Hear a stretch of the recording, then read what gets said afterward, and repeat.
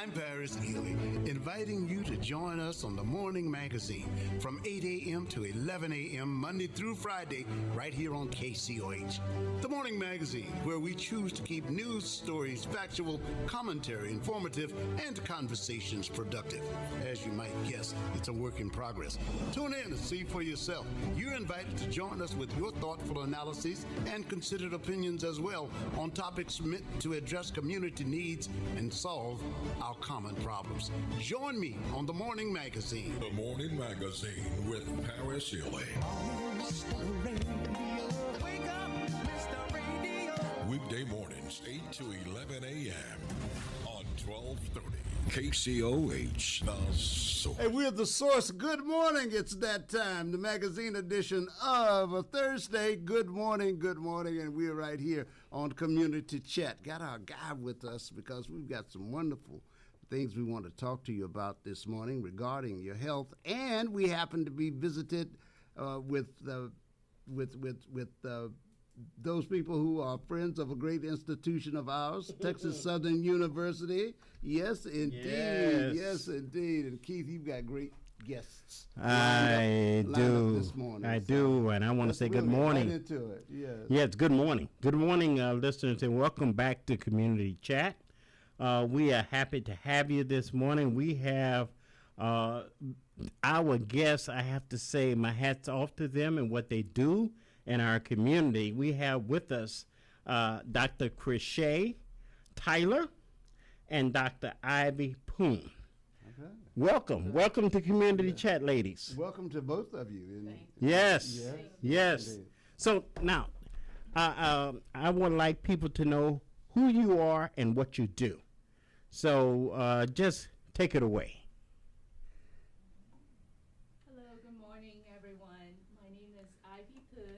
I'm a clinical pharmacist by training. I'm also a professor at Texas Southern University College of Pharmacy and Health Sciences. I've been teaching in the pharmacy school for 23 years, and I love to teach. My practice site has been at the VA, Michael E. DeBakey VA Medical Center Geriatrics Clinic for about 20 years.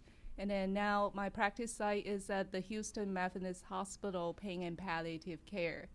My passion is helping seniors on improving medication management. As our population aged, a lot of us have multiple chronic illnesses and taking many medications, and sometimes it could be very burdensome for many individuals. Sure. So it has been my passion to help seniors, to help them and equip them, and so they know what they're taking and help them with medication management. Well, we're happy to have you. Perfect for Thank our audience. Yes. Yes. Dwayne, Locke, all of you guys out there, want you to move your listening devices closer to you, or you move closer to your device, because we've got great information coming up. Particularly, we're going to talk about veterans as well this morning too. Sure. And our next guest is here with us. Yes, we do. Yeah, Dr. Krishay Tyler. Yes. Yeah, Correct? hello, Ms. Said it Tyler. correct. How are you this morning? Doing good. Thank you so much for having us this morning. I am Krishay Charles Tyler, a proud graduate of Texas Southern University College of Pharmacy. I have been practicing as a pharmacist for a little over 26 years, and I'm board certified in geriatric pharmacy. And it has been my passion throughout my career to work with seniors, to work with healthcare providers as they prescribing medications to our older adults. And it's been my passion to ensure that our patients are receiving safe medication practices and use. As we age, things tend to slow down, and the pharmacokinetics of those drugs change as we age. And so we have to adapt to that. And it's been my interest and my passion to work with older adults in safe medication use. Also, additionally, I have worked at University of Texas Medical Branch as their geriatric clinical pharmacist for a few years, as well as worked at Baylor St. Luke's for some years before transitioning over to the College of Pharmacy back home, working in academia, now teaching and supporting our future pharmacists. And of course, I'm always encouraging them to go into geriatrics, to focus in on our older adults who, as Dr. Poon mentioned, tend to take more medications, have more chronic disease states, but we want to, the medicines are great for what they do, they're very beneficial, but we also want them to be safe while they're taking those medications. So being at the forefront, helping to advise and recommend different dosages, and perhaps some medications have been deemed as inappropriate. And so we identify those drugs and share that information with healthcare providers as well as the general public when we're treating them. Well, thank you, ladies, for being here. And you also brought your cameraman. I like people to know who he is also. All right. Who are you, cameraman? I'm Dr. Crochet's husband. Oh. Well, welcome. Welcome to Community Chat. Dr. Thank you, sir. Dr. Crochet, make sure wherever the pictures go up, they're going to be prominent. Dr. Cameraman, thank you for being here. You got to press agents with these ladies are traveling with their own press, taking no chances. Yeah. I didn't know you had it like that. Yeah. Say, yes, I see the pictures going out over YouTube, but I want to make sure you get back. Yes, so I met you ladies. I met you all at TSU, and I would like you to tell the listeners about the program. And I'm not going to even put out the name. I'm going to let you all talk about it because I'm proud of Check, Monitor, Control, right? Yes. Yes, please, take it away. Okay, so Check, Monitor, Control is a project that Dr. Poon and I developed at our desk. And we, as practicing pharmacists, we also realized that there is a need for the community. We realize that people are being diagnosed with different chronic disease, but how are they managing their medications in the community, and how, as pharmacists, as practicing pharmacists, how can we get into the community and help better support our community members who are diagnosed with hypertension? And so we wanted to see if with Check, Monitor, Control, we focus on blood pressure, and we wanted to see if we partner community members who are diagnosed, 55 and older, diagnosed with hypertension, if we partner them with a pharmacist where they will have access to help review their medications, something we call medication therapy management, where the pharmacist will go in and review the medications, help them to update. Oftentimes people have medication lists that are old and outdated, and so our pharmacists are able to help support them in updating their medication list, looking at those over-the-counter medications. I know oftentimes people do not recognize over-the-counter medications as a problem, but they can be a problem when we look at combining all those medicines with prescription medications, as well as vitamins, some of those herbal teas that people are taking. Those things do sometimes offer some drug interactions, drug-food interactions, and sometimes even drug-disease interactions. So we wanted to partner community members with the pharmacists. We know that they have pharmacists that they pick up their medications from, but sometimes the pharmacists are super busy, and they're not able to do those one-on-one chats with those patients, and so we want to be able to provide that service. We're really just providing a service to the community. In addition to being a part of the program and being partnered with a pharmacist, we also have half of the participants will be partnered as well with a community health worker who will be able to help who will be providing workshops throughout the 2 year of the program, workshops that are related to exercising and the different things, nutrition, different things that may impact you negatively with chronic hypertension. So with the program, we realized that we also realized that hypertension, uncontrolled hypertension, is one of the leading causes of stroke and kidney failure, retinopathy in people with prolonged hypertension. So we wanted to see if we could get into the community and perhaps influence and impact some behavioral changes. Behavioral changes meaning maybe one was not exercising, and we're able to come in and support them with the exercise program that is that they're able to do. Maybe nutrition. Maybe they didn't know enough about nutrition, and we're going to offer workshops that are centered around the DASH diet and low sodium, high in fruits and vegetables. But the workshops are going to serve as an educational piece for the participants. So I mentioned that some will get a community health worker and some will not, but everyone will have a pharmacist. And so the reason that we have the groups separated is we want to see after a 2-year period, were we able to impact the participants' blood pressure readings in a positive way. So we will be taking baseline data from the participants. We will be providing blood pressure machines, which we consider to be a little high tech. And we have an app that's associated with the blood pressure machine where you can document. It will document and record the blood pressures for the participants, and we will be checking in with them every 6 months, getting what we call data collecting those blood pressure readings.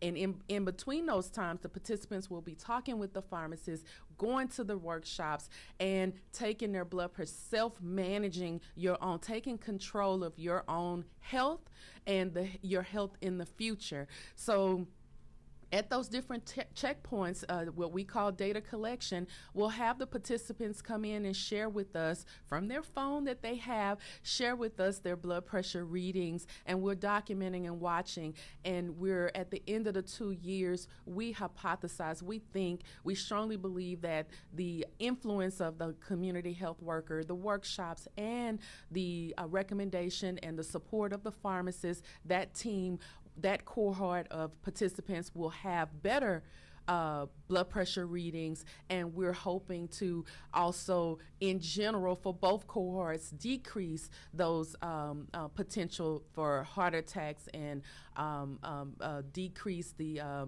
possibility of strokes in the general population. I love that. I want people to understand, over at Texas Southern, when it comes to research, there are many areas of research that you all participate in and have the community participate in, correct? Yes. Yeah, and a lot of times people don't know that. They think it's just, the Barbara Jordan, Mickey Leland School, of affairs. But the fact is that you all are vital because you're taking the data. When you collect this data, at the end of the day, what are you looking to do with it? Will it be able to get more funding based on the data? I know you're trying to improve health of the community, but at the end of the day, what are you doing with the collected data? So I can answer yes, that question. Please, so please. It is my hope, my dream that we will build a momentum of community empowerment. So potentially develop a group and cohort of community leaders and stakeholders who can develop more effective strategies to improve blood pressure control. And because, to be very honest, hypertension has been around in our community for a long, long time. And still, many are still not controlled. We've lost a lot of people because of hypertension. Yes. So this is the problem, and this is the gap that we're trying to fill. And it is our hope that with the connection with the community and engaging with the community, we can develop some novel, innovative strategies. Love it. Yeah, as a next step. And of course, like this is a 2-year study. So Yes. at the end of the, actually, this is a 2-year intervention study. Right. But the whole study period is 5 years. Wow. So at the end of the 5 years, we'll gain a lot of knowledge. We'll build a lot of connections. The community will teach us a lot more information. Yes. And then this is our hope that we can develop, maybe next time we can do some the chronic disease state, maybe diabetes or a combination of hypertension, diabetes, or cholesterol. And the goal is to develop effective strategies to help I the love community. that because we have so many chronic illnesses in our community. You mentioned something, Dr. Tyler, I want to go back to when it comes to listing medications. When we go to the doctor, they ask you to list your medications. Why is it so important that you make sure you list all of your medications? Okay. Thank you for that question.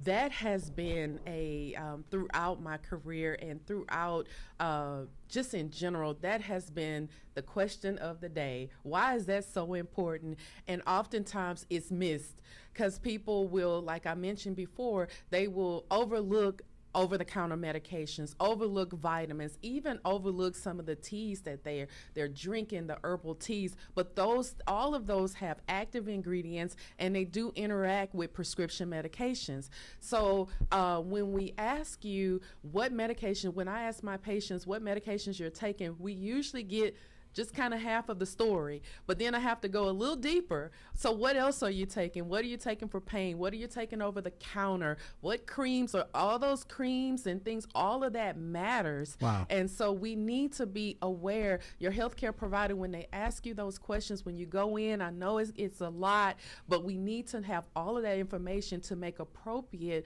recommendations and really know what we're dealing with, what we're working with as it relates to those medications. Just to drill down Yes. a little on this, I think I heard you say that even though it may be a natural supplement, might be appearing in nature, it's not necessarily going to work with the drug. That doesn't mean it's all right to not disclose that information. You want to know it all, right? We do. Because I hear this a lot. Yes, there are active ingredients in those natural products that sometimes they work as a prescription. And so when we combine in those medications with prescription, we can be overdosing ourselves, or we can be canceling out the drugs, and so it's not effective at all. So how many times have we heard, oh, this is not working for me? Well, we need to get to the bottom of why is it not working. Is it a drug-drug interaction, or drug disease, or drug-food interaction? Some medications you cannot take with food. It's better absorbed on an empty stomach. Some medications you need a high-fat diet for that medication to really get into the system. Each one has their own specifics that we have to go over and explain and make sure that we're taking those medications appropriately. I also wanted to mention Please. To Dr. Poon's point about our project, we are the very first clinical trial at Texas Southern University. Wow. Wow. Our project, our vision, our dream is the very first clinical trial that's being conducted on the campus of Texas Southern University. And you can find that information and more information about us at clinicaltrials.gov. And the program will come up with all the specifics of what we're doing. We're NIH, National Institute of Health funded. They believe in what we're doing. They support it. They think that it's more to managing health than the but people need to take control of their health. How do they take control? We may have to do some behavioral things. Medications can't do it all by themselves. We have to get in and take ownership. And so the project, when we got word that we were funded, we were overly excited, and we were very excited that we were able to even conduct this study, and the fact that we are the very first clinical trial being conducted at Texas Southern University. Well, we're excited. We're excited the fact that you all are being funded. You know, this is right here in Houston, right in the community. This is not Stanford or a USC, but you all are doing that kind of work. You know, that's helping our culture, our community. Now, what's been the response from the community so far? The response has been really wonderful, awesome, very good. So we started out recruitment in February of 2026, about 6 months ago. And so far, we have about 120 individuals who signed up for the study, who did the informed consent. What's your goal? Our goal is 450. Wow. Oh, 480 individuals. 480. Sorry, 480. Yes. So we have 120 who has signed up, and we have about 90 individuals who are actively enrolled and receiving the interventions right now. I'm saying this slowly. We have listeners who is about to put a pen in their hand. Now, how can they get in contact with you all? Yes, sure. So to sign up for the study, please call this number at 832-626-5580. Say it again, Say please. it one more time. Yes, 832-626-5580. And then our staff, Mr. Jawan Willoughby, will answer the call, and he will help you out to sign you up for the study. Now, you all are going out to events all around Houston, right? And please tell us what has occurred at some of these events and how people have responded to you all being there. Yeah, so far our site has been clustering around the Sunnyside area. Mm-hmm. And so But you don't only serve Sunnyside. Not only, Right. yes, it's all across Houston. And then so we recently we have expanded out to more to the south side, like Telephone Row, Gulf Gate. And last weekend we started out exploring recruiting from the northeast. Love it. Yeah, Love so it. we are all over Houston. East, We went north. to Katy Yes. at one time. Mm-hmm. So it's all over the Houston area. And we have gone to churches, community centers, and sometimes like through community network, like if there's a community leader Yes. who has a group of individuals or friends that they have, and we meet up in the library, we give them a speech and then talk about the study. So the response has been really community driven. It's not something that we will go to a hospital or a clinic and recruit from the You provider. come to the people. We go to the community. Yes, yes. Love it. Love it. Go ahead. And with going to the community, we do need to mention that we have involved the community in the project. We have an advisory board. Thank you, Mr. Downey. He's a part of our advisory board. But we have 7 members of that board, and they are from the community in the community, and they've been very supportive. They have advised us. We have what we want to say and how we want to present the project, but they have given us advice on how to better reach the community.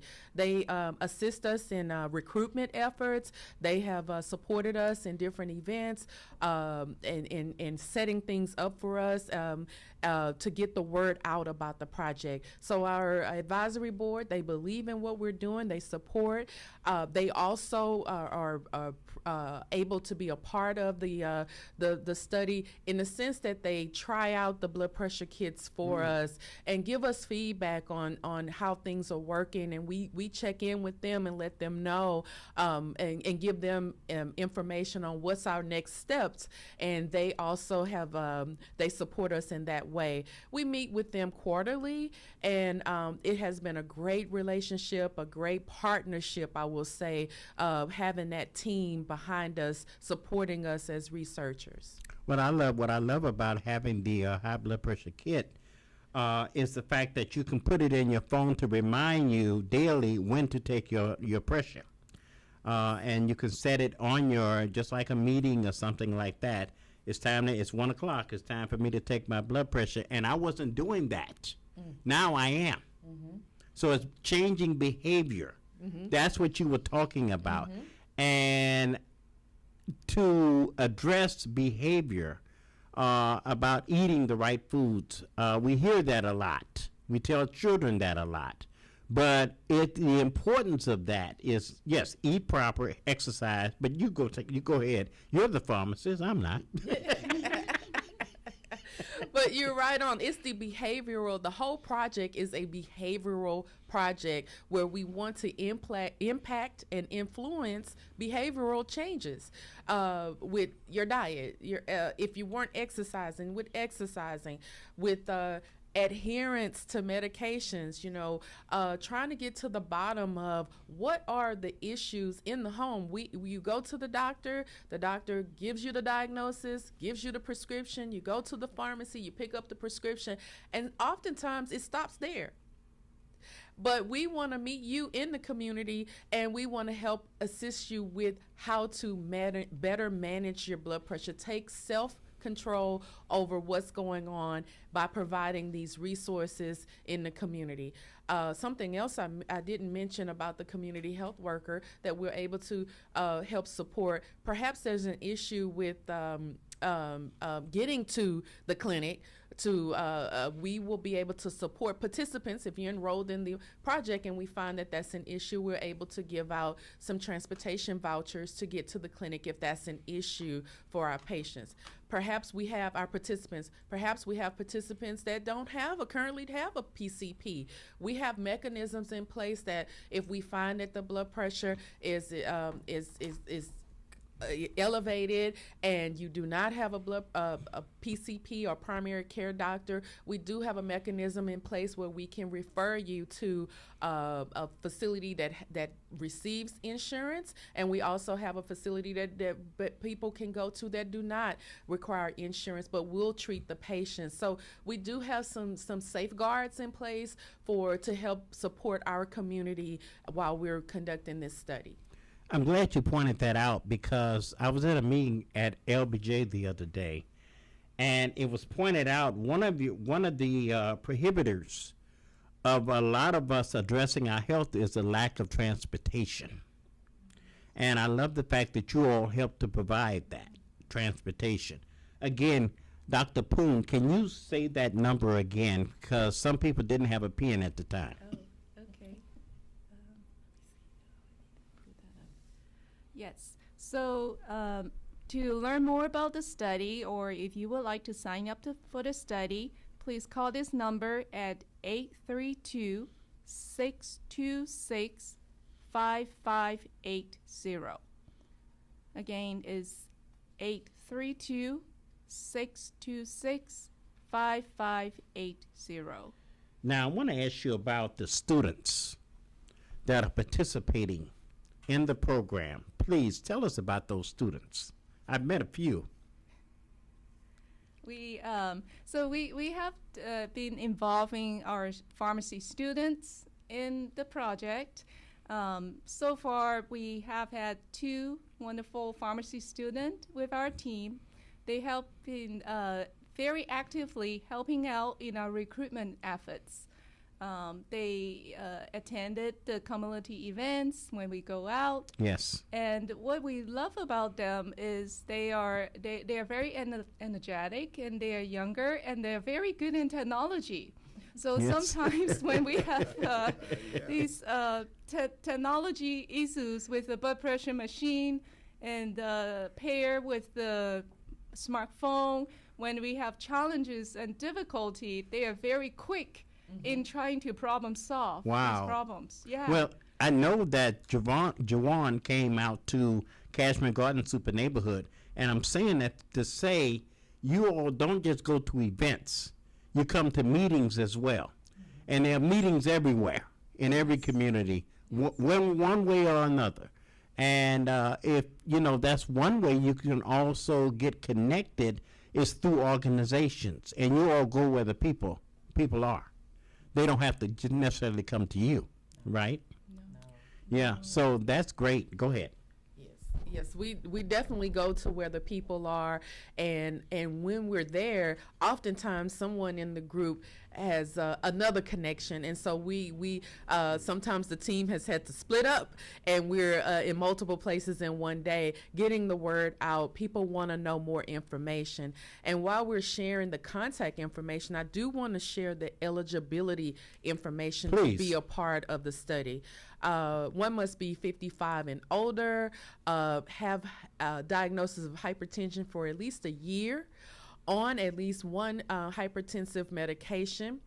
And you also must be independent of your medication management, meaning that you're responsible for your medications. You're taking them yourselves. No one is over that, control over that, because we need to know and support the participant, and we need to see the outcome for the participant. So if someone is giving you your medication, then they're kind of controlling that narrative, and that does not provide us with the data that we're looking for. Let me ask you about the hypertensive medications. Will you identify some of them so some people don't always know?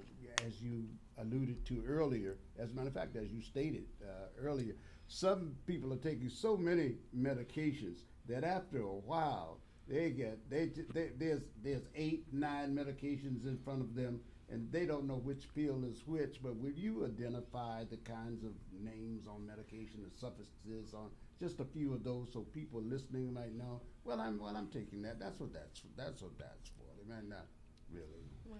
That's a loaded question. There are hundreds and hundreds of blood pressure medications. They break them down by classes.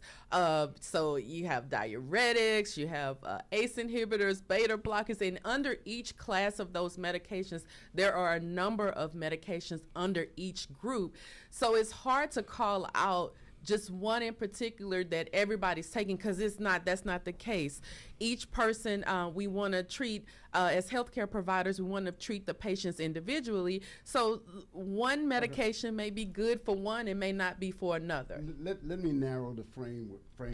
There's a group that I hear of often, Acupril or Cinepril, used to be out there, metoprolol, losartan. Just some of the types that are out there, most commonly, excluding none of the others now. I just thought there may be a class that is more commonly prescribed for certain after certain ages, because I know different types of age groups do have high blood pressure, and since we're going after the geriatric group, I thought there might be something that's more consistent with people who are older. That's all. But if not, that's fine. They just have to know what's on there. Just bring your medication list. Bring your medication list as requested. Yeah. So go along with what Dr. Tyler said. Currently, there are about 20 classes of anti-hypertensive medications in the market, about 200 plus. One of the medication that is more common is called hydrochlorothiazide. Many individuals will call it a water pill, where it get rid of the water in the body, so that decrease your body fluid volume, and that reduces your blood pressure. So some, common, after they take the medication, it might cause them to go to the bathroom more. Okay. And also the provider may check your blood work because it might affect the electrolytes in our body. Wow. So Okay. that's So- one. So, Yeah. so no, you go ahead. Go ahead and make your statement. Okay. So that's kind of what I'm asking. That goes to what I'm asking, really. So a diuretic drug is what's the difference between a diuretic and the actual drug? Is that the diuretic? Does that when they give you the pills to eliminate the water, that's related to blood pressure? Yes. Yes. Yes. Yes. Uh-huh. Yes. Uh-huh. So They're given in diuretics. combination Yes. with So diuretics is a class of agent, and Okay. then in All right. like within diuretics, hydrochlorothiazide is one example.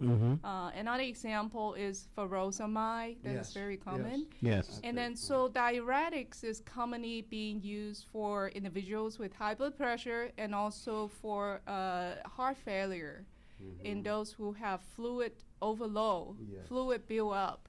And then we use diuretic to get rid of the fluid.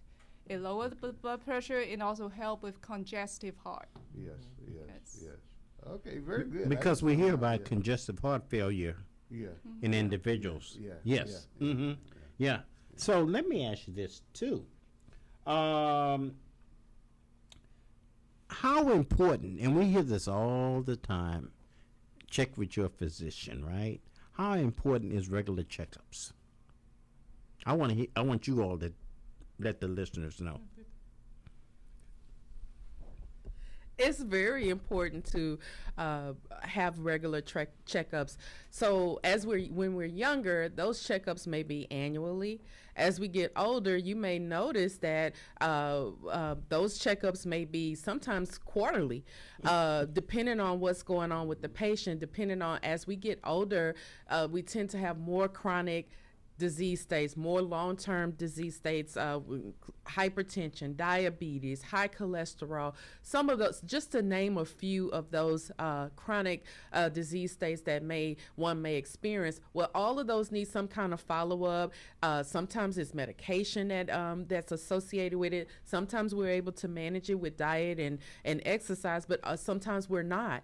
So as we get older, I've seen some patients have very frequent visits where it may be every 6 months or so, just checking in, because we need to get a good balance. We need lab work to follow up with those medications and the disease state. We need to know, the healthcare provider needs to know and have a closer follow-up on those patients as we age.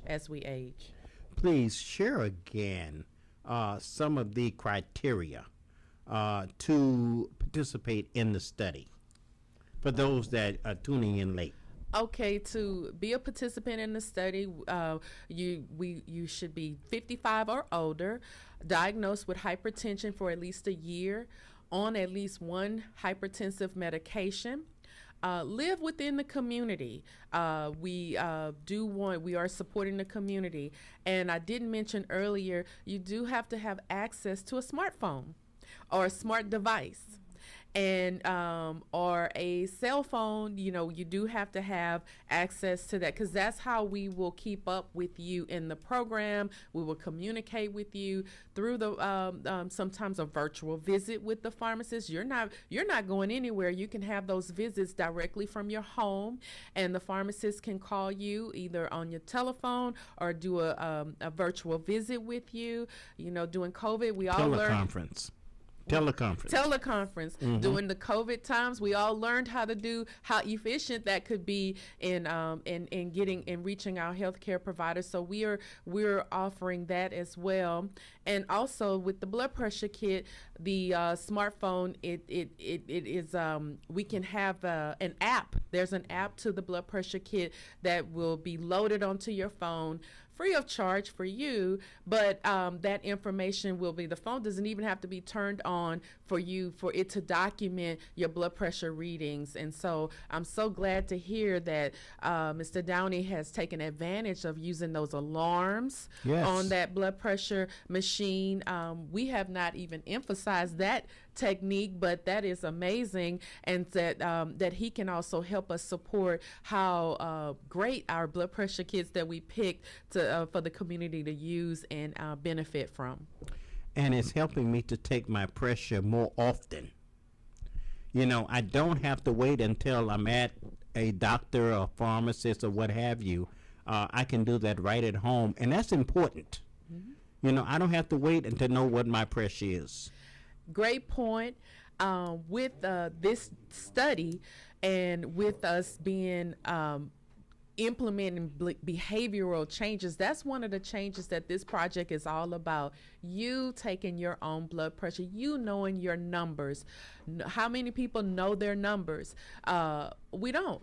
And so because oftentimes people are not checking their blood pressures at home. You wait till you get to the doctor, or you wait till you get to the pharmacy. And so many things happen in between you home and getting to the doctor. There's traffic, there's this, there's that. And those things can impact our blood pressure. But if we have a regular management or watching and taking our own blood pressures, we can have some talking points as to, look, doc, my blood pressures, this is what they typically run, because I'm taking my blood pressures regularly at home, and you can have those conversations with your doctor instead of adding more medications, or maybe we can take some away because we're noticing that the blood pressure is better managed by you in the home.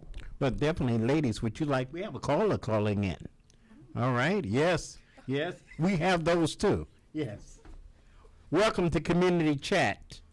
Welcome to Community Chat, caller. Yes, good morning. Yes, good morning. Good morning to the panel there. I have a question regarding the study. I know you said that it's at TSU.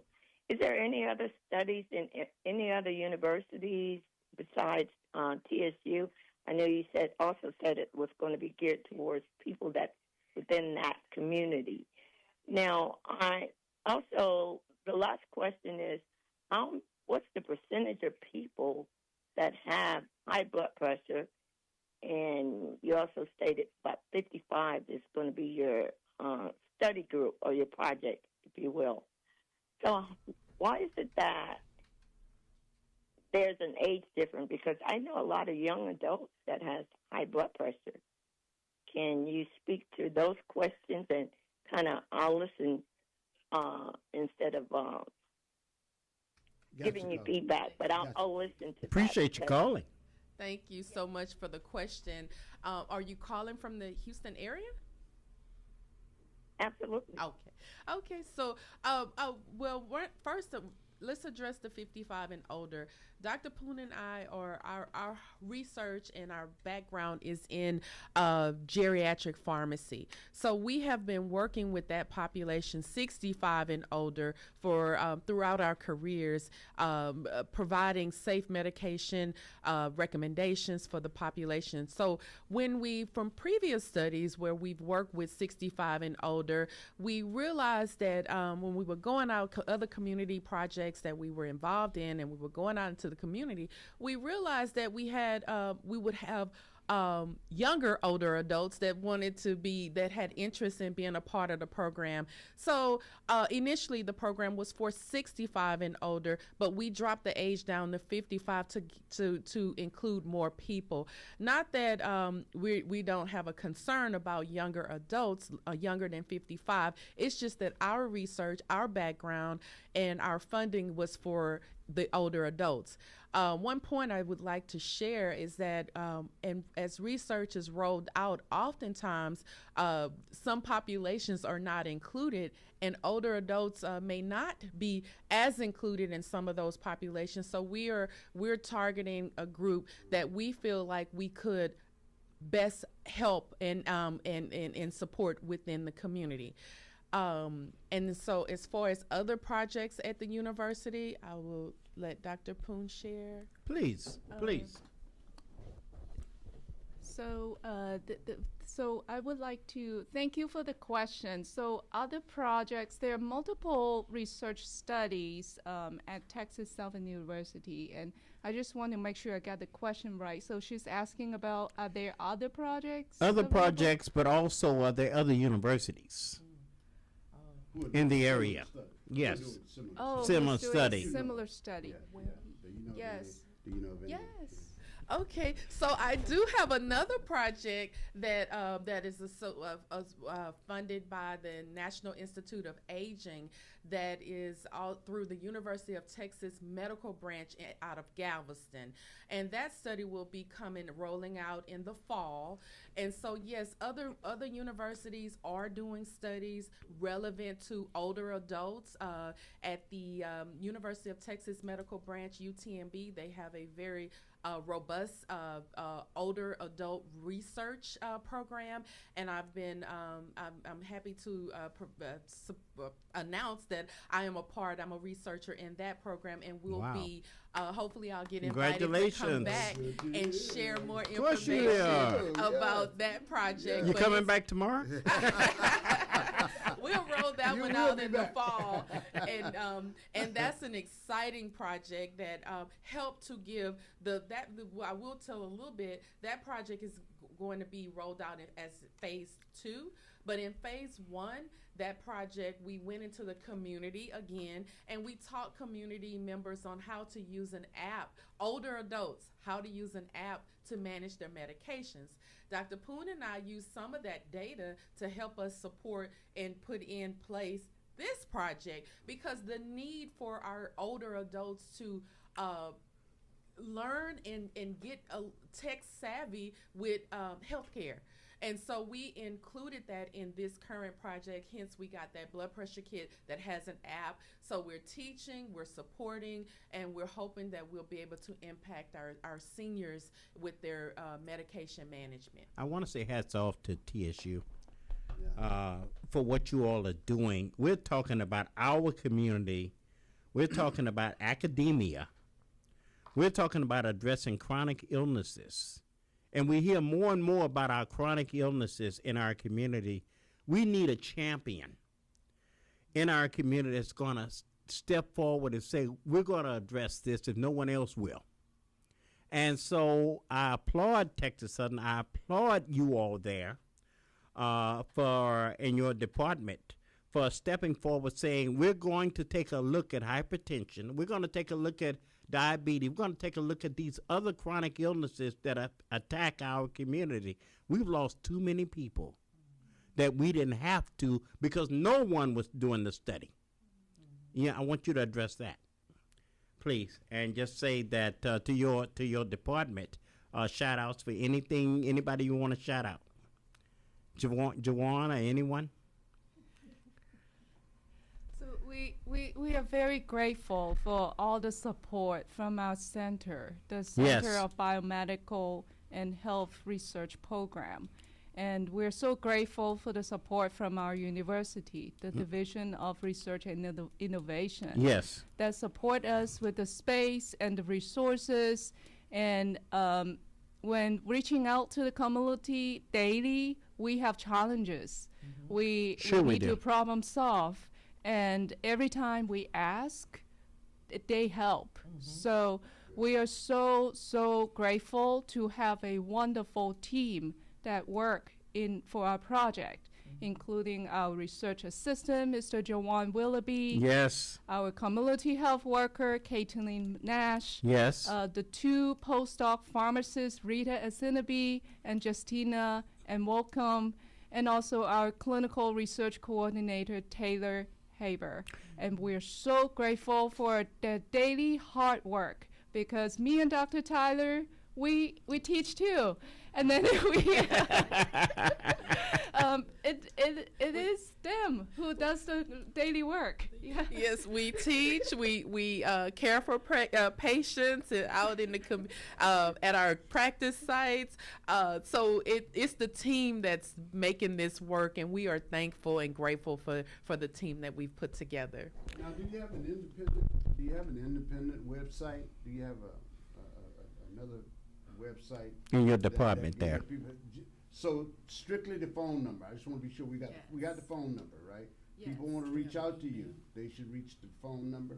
Yeah. Okay. We also have an email address. It is cbmhrcmc@tsu.edu. Say that again, please.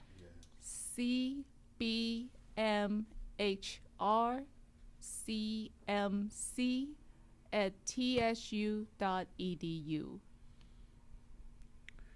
That is great. That is great.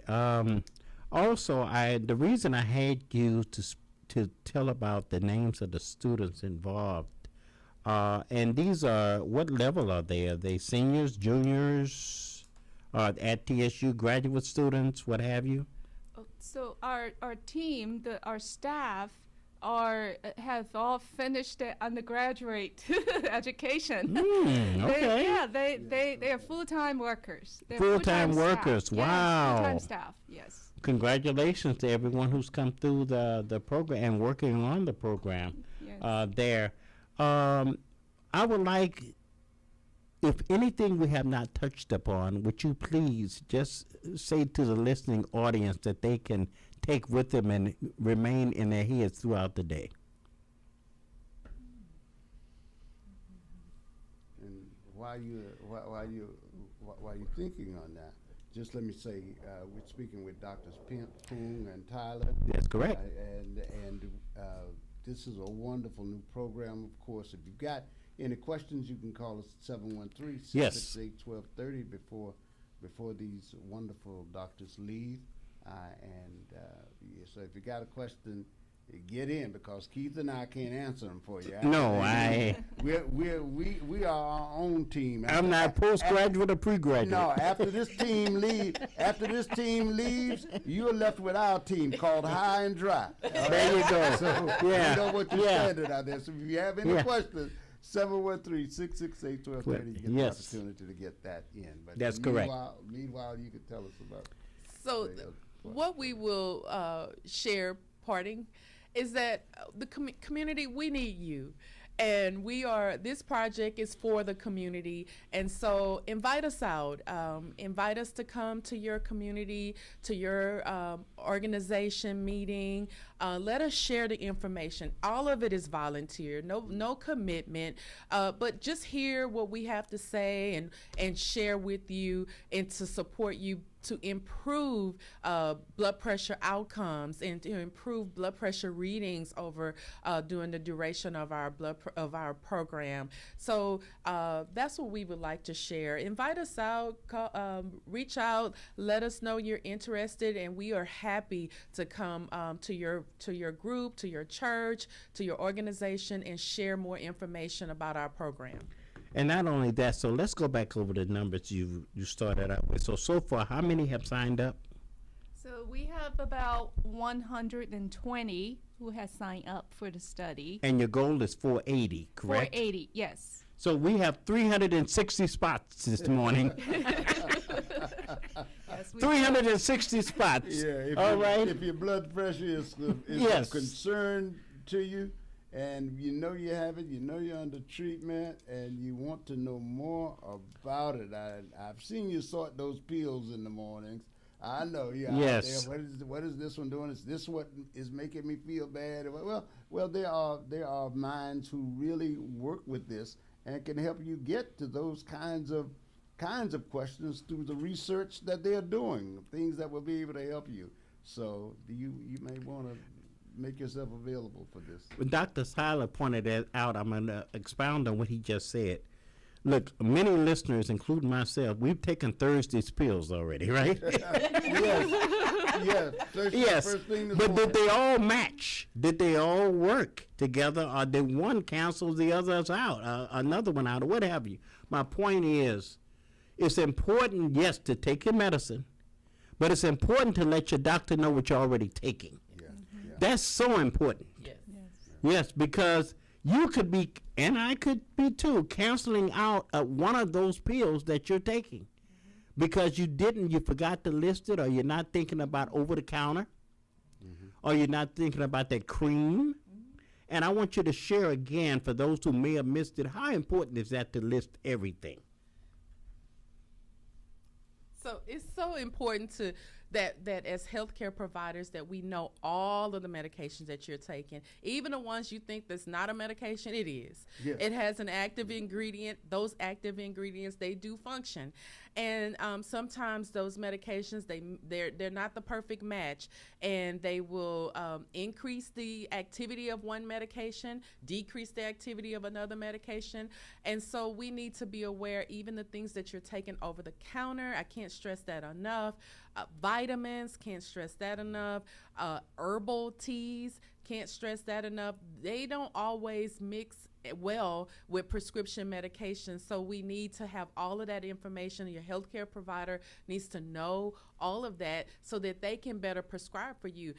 Not saying that you can't take the medication, but we may have to reduce the dose. We may have to increase or decrease the interval of how often you're taking that medication, but the healthcare provider needs to know exactly what you're taking so they can have a more informed decision when they're prescribing for you. You got my wheels turning. Not only we hear all the time and shouldn't take alcohol and medication. It's possible we shouldn't take certain drinks and with that medication. Yeah, that are not alcoholic. You know, do you hear about that? Do you hear that? Do you feel that that's true? That some of these drinks that we could buy at a convenience store or whatever may not mix with the medication that we're taking. Absolutely. So one of the more common medications for cholesterol is called a statin. And for some of those medications, you can mix it with some juice, a certain kind of juice. Yes. Yeah, so cranberry juice. Yes, okay. Grapefruit juice, yes. Wow. So, so absolutely. So there are interactions with drinks and food and medications. And to add to Dr. Tyler's comment it is so important that you have your medication list with you, especially when you, one day if you don't feel well and you go to the hospital or go to the ER, and the first thing they will ask you is what medication you take. Right. And if you have the list with you, then that's super easy. Yeah. Then you just give them the list, this is what I take. But if you don't have that list, then you need to recall from your memory, and it could be difficult for an individual who is taking like about 10 or 15 medications. Sure. Or depending on what you went to the ER for. Maybe you're not alert and oriented, and so we need to have those lists. Not just have the list, but have it updated. As we age, we should review that list at least annually to update, take off things that you're no longer taking, add the new medications. And also I wanted to add about the drinks. And sure. It may be a grapefruit juice that doesn't work with your medication, but it also may be something as simple as milk. We do have some antibiotics that don't mix well or absorb well with milk.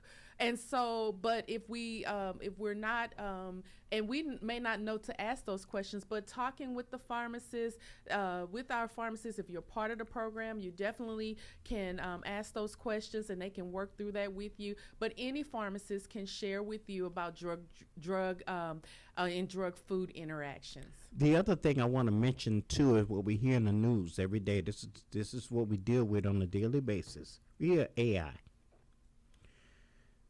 The system, the healthcare provider I have uses my chart. In my chart, all of my medications are there. So if I'm seeing somebody that's using that platform or that system, my medications are already there. I was surprised when I went to another provider and they said that we already know your medications. You didn't have to list them because sometimes you can't remember all of them. And what the dosage is, that's important too. Not just what the name of the medication, but the dosage too, correct? Yes. And whether or not that you're taking it. Because yes. What we see is what a provider prescribed. And we yes. don't know if that individual actually go to the pharmacy, pick it up, and actually taking it at home. Right. Yes, yes. That's the missing part. Yeah.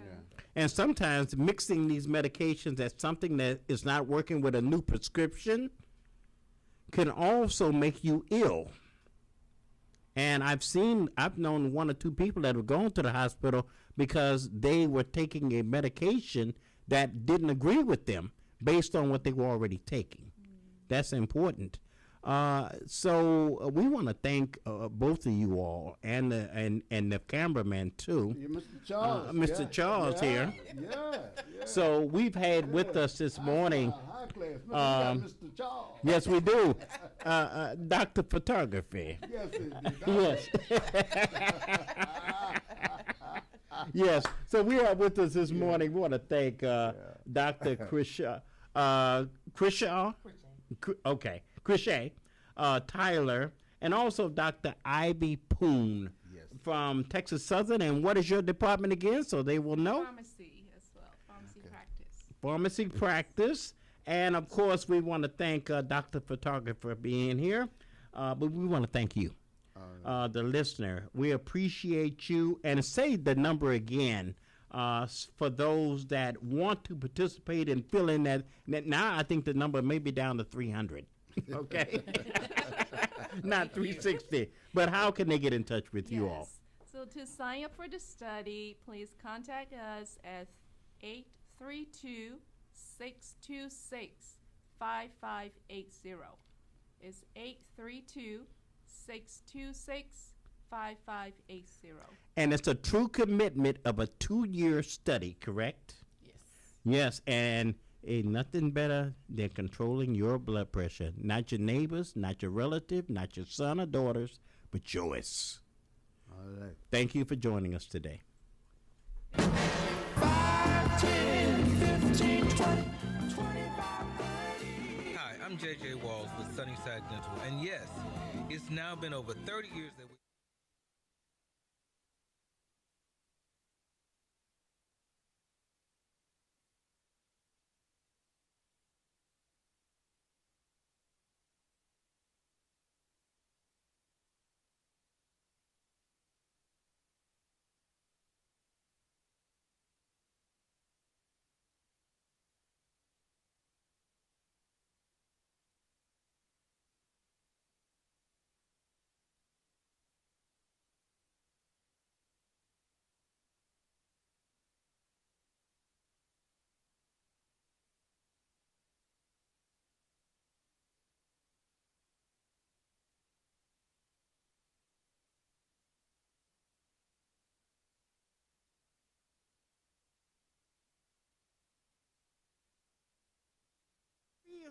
Finished, but we're not.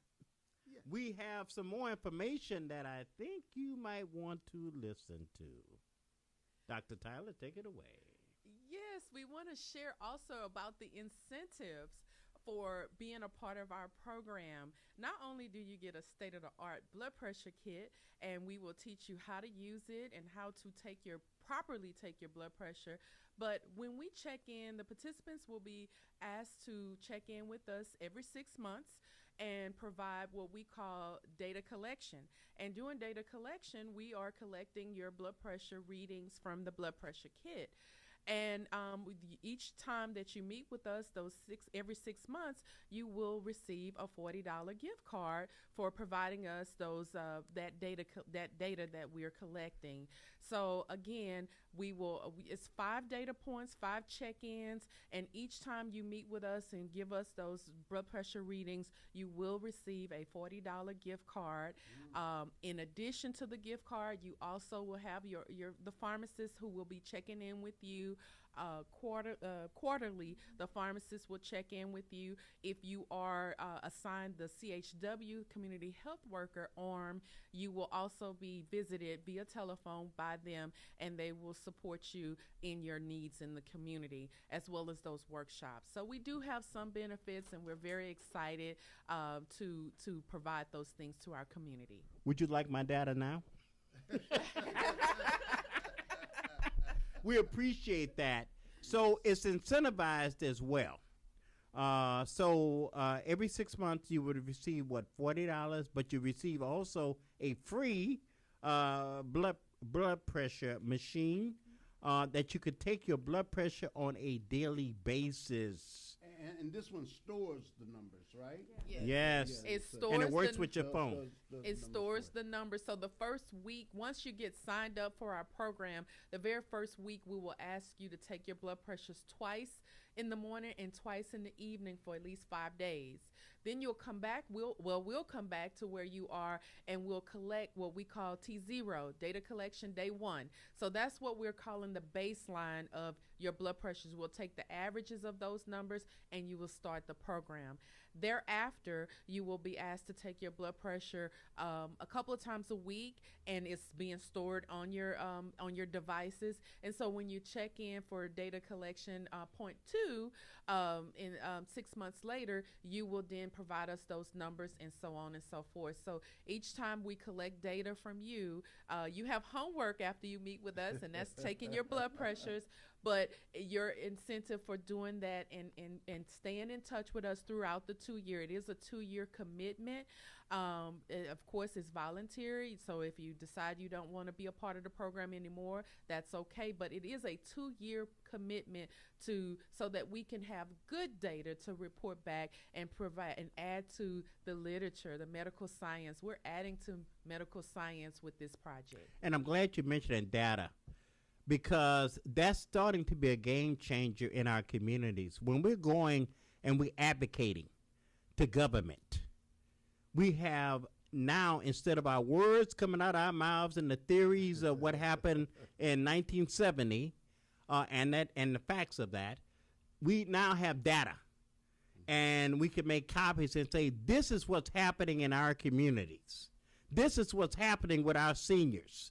And so data collection is so important. That's one of the reasons we need academia involved, because you all can collect that data, and we can get that data as communities and say, this is what's happening in Black Houston. And this is the data to prove it. Yes. Yeah. Is there, and while we're on this, is there an ideal time to take your times of day to take your blood pressure? I've heard in the morning is better, and then late at night, just before you go to bed, is better. What's your opinion on that? Yeah, so you can take your blood pressure anytime during the day, but we have been educating our seniors to take it in the morning because it's easier to remember. Yes. So after you wake up in the morning, check your blood pressure, and then we also advising them to check it 2 times because it's so we average of the 2 because blood pressure go up and down, and then so we want to make morning sure. and evening? Yeah, 2 in the morning Yeah. and 2 in the evening. Okay. That's the best way to check it. Sure.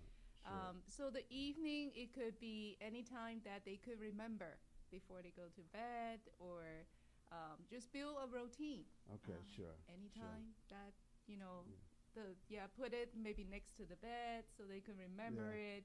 Maybe, Dr. Tyler, you want to And just associate it with some activity.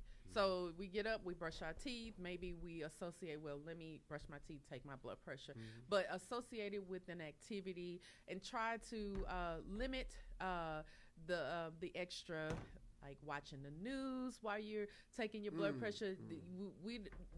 Some of those things can impact our blood pressure. So we want to be calm, cool, and collected as possible to in our most relaxed state so we can have good blood pressure readings. Yeah, when I see people jumping off Brooklyn bridges and everything, my blood pressure goes up. Yes, it did. And I wasn't a jumper. Yeah, so, no, the fact is that we appreciate you all. And the fact is that you are right here in the community. That means a lot.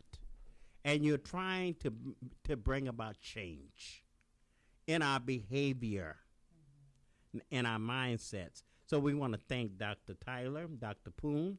We want to thank Dr. Photographer for being here today. And we appreciate you. Thank you, listeners, for listening. And tune in next week. And we will definitely have a healthcare professional with us next week, and also an environmentalist. So we'll welcome them. So y'all have a blessed week. Informative, entertaining, inspiring. It's the Jackson Political Report.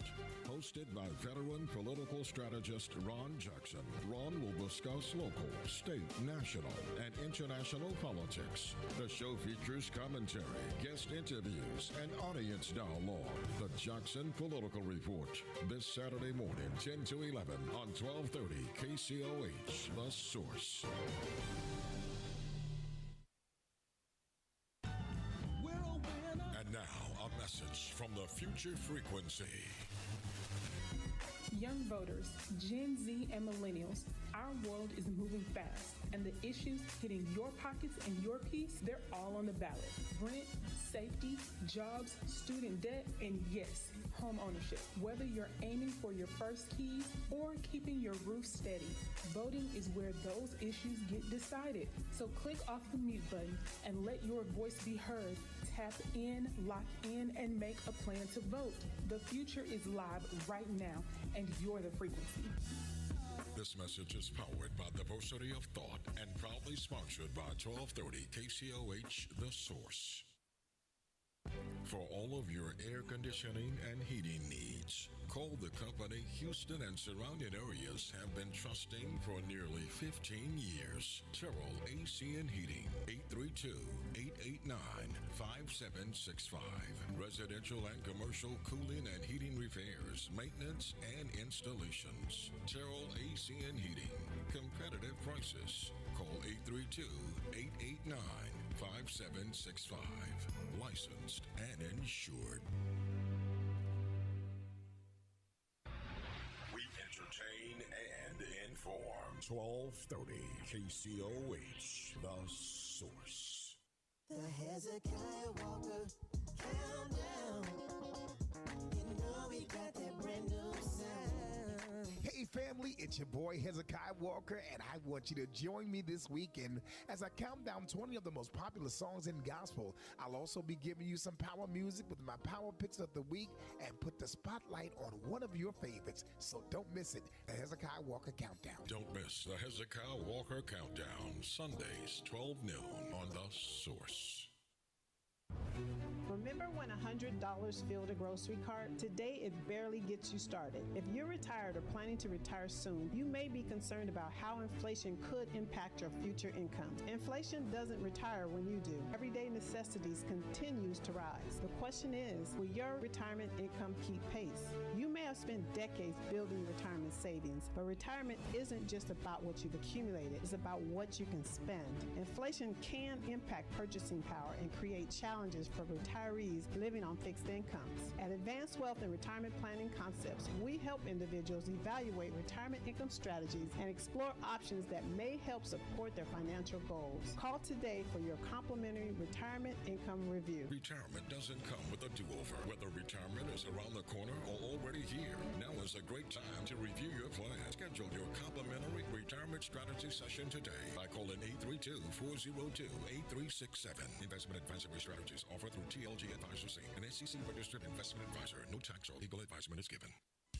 Are you looking for a pharmacy where you're more than just the next person in line, where the pharmacists are friendly, willing to talk to you about your prescriptions and over-the-counter medications, where they make deliveries to customers in the general area? Then you need my pharmacy of choice, Mercury Drive Pharmacy, 918 Mercury Drive, right off of I-10 East, near the 610 Loop. James Muldrow and his staff are there to serve you. I've been a customer for over 37 years. The insurance companies have tried to steer me to the corporate pharmacies, but I prefer Mercury Drive. It's a staple in East Houston, serving Fidelity, Jacinto City, Pleasantville, Fifth Ward, North Shore, Wood Forest, Galena Park, Channel View, offering free delivery to those areas and others. Most insurances are accepted. Mercury Drive Pharmacy is open Monday through Saturday for your convenience. Phone 713-674-6122, 713-674-6122. Mr. Muldrow and his staff are happy to serve you. Mercury Drive Pharmacy, 918 Mercury Drive, south of I-10 East. In life's most difficult moments, comfort matters. At Lord Edward Memorial, we believe every life is a blessing worth honoring with dignity and care. With a combined 60 years of experience, our compassionate staff walks beside your family with faith, respect, and understanding. Lord Lord Edward Memorial, serving families with grace, compassion, and heartfelt care. Visit us at 6677 Rookin Street, Houston 77074, or give us a phone call at 346-446-6675.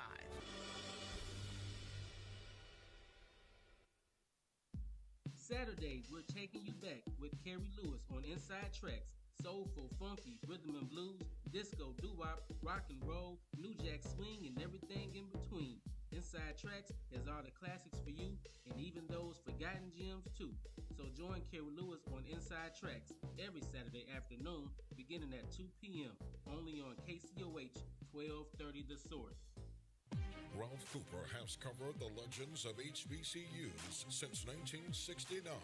Coaches Eddie Robinson, Jake Gaither, Marino Cassim, John Merritt, Billy Nix, Alex Dorley, Clifford Paul, Dr. Rod Page. No broadcaster has covered HBCUs longer than Ralph Cooper, Houston's legendary sportscaster, on 1230 The Source. All right, lunchtime coming up here. With lunchtime coming up, boy, we got to tell you about the place to be. Go over to see our friends at Chicken Plus. Thank you. Bye-bye. Be good now. Everybody's talking about the high price of eggs. I don't know much about eggs, but I tell you this. If you want great chicken at a great price, how about Chicken Plus, 6210 North Wayside? Let's hear what his customers are saying. Michelle writes, Chicken Plus has some of the best fried chicken and best fried okra in the city. We stay about 45 minutes away, but the drive is definitely worth it. E. Max says, the chicken is seasoned so well and every bite has a special crunch. It's my go-to chicken spot when I want homemade fried chicken that's always good. Now that's what I'm talking about right there. Great fried chicken, okra, rice and gravy, desserts. You're going to find it all at Chicken Plus, 6210 North Wayside.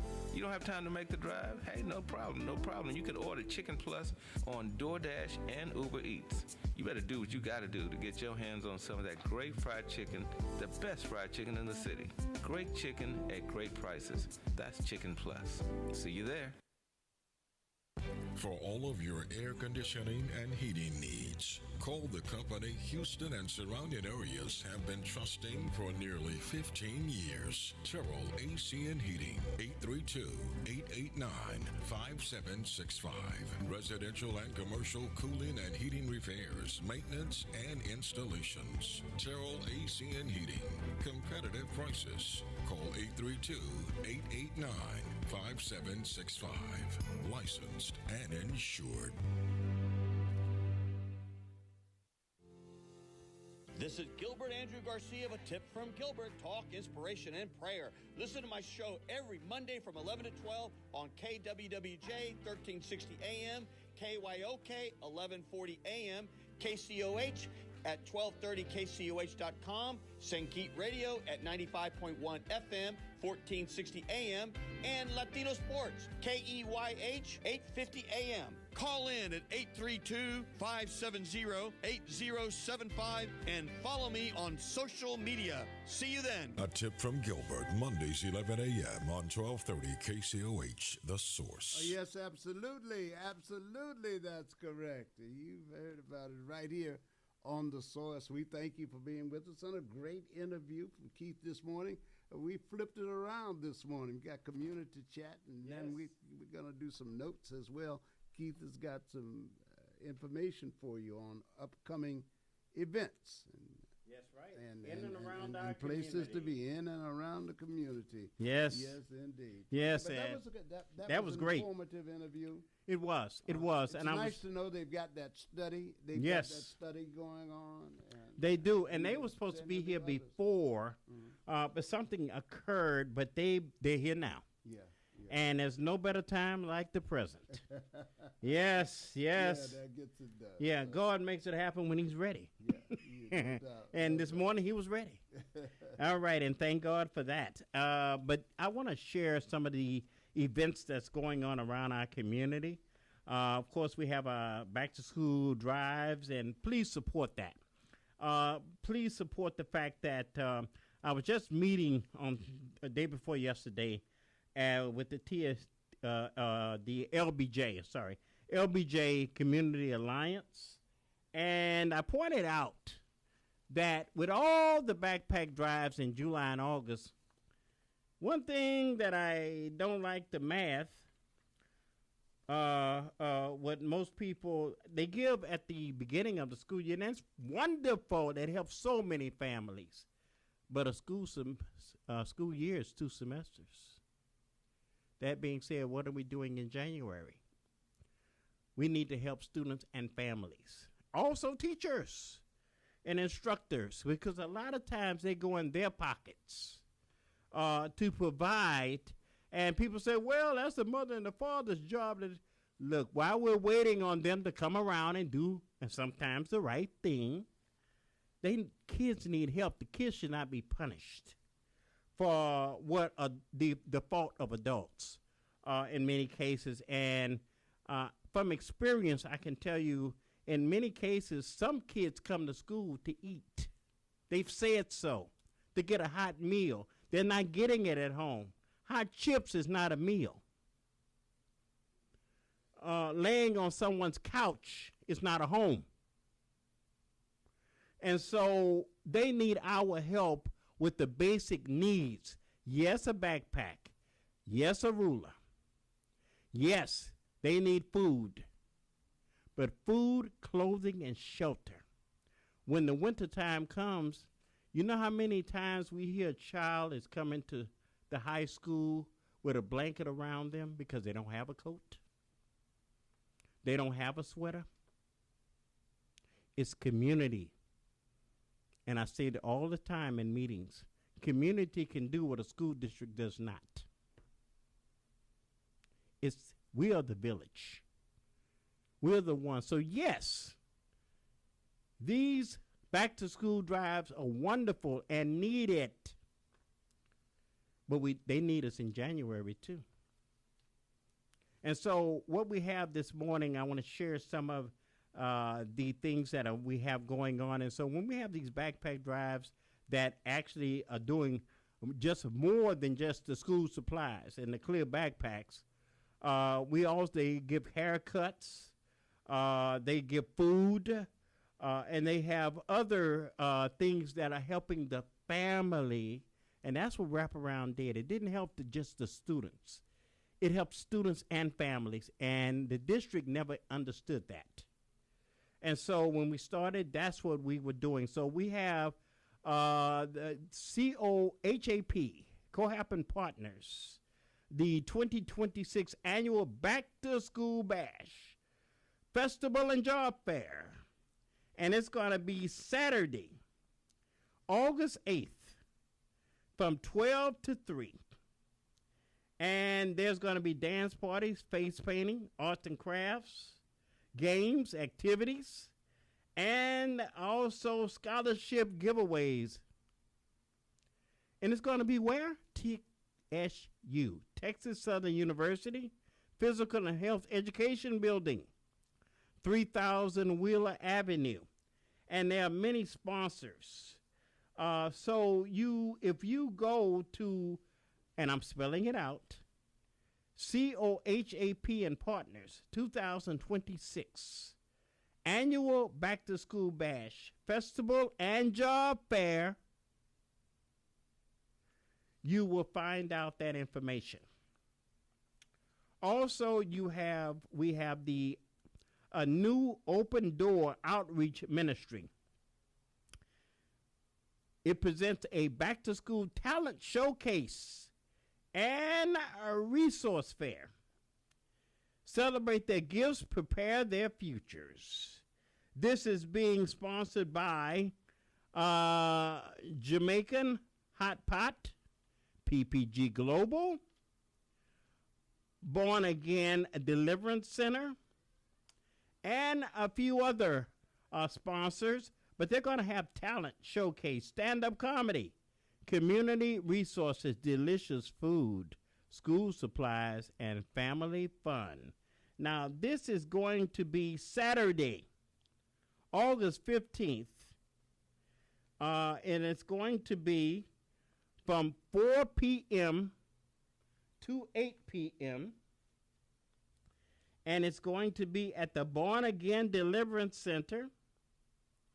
That's 6409 Eastland Street. Please. And it's in the 28 zip code.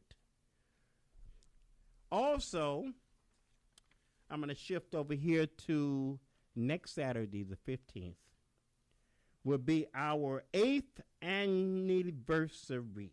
And I say that real slowly because it's taken a while to get here.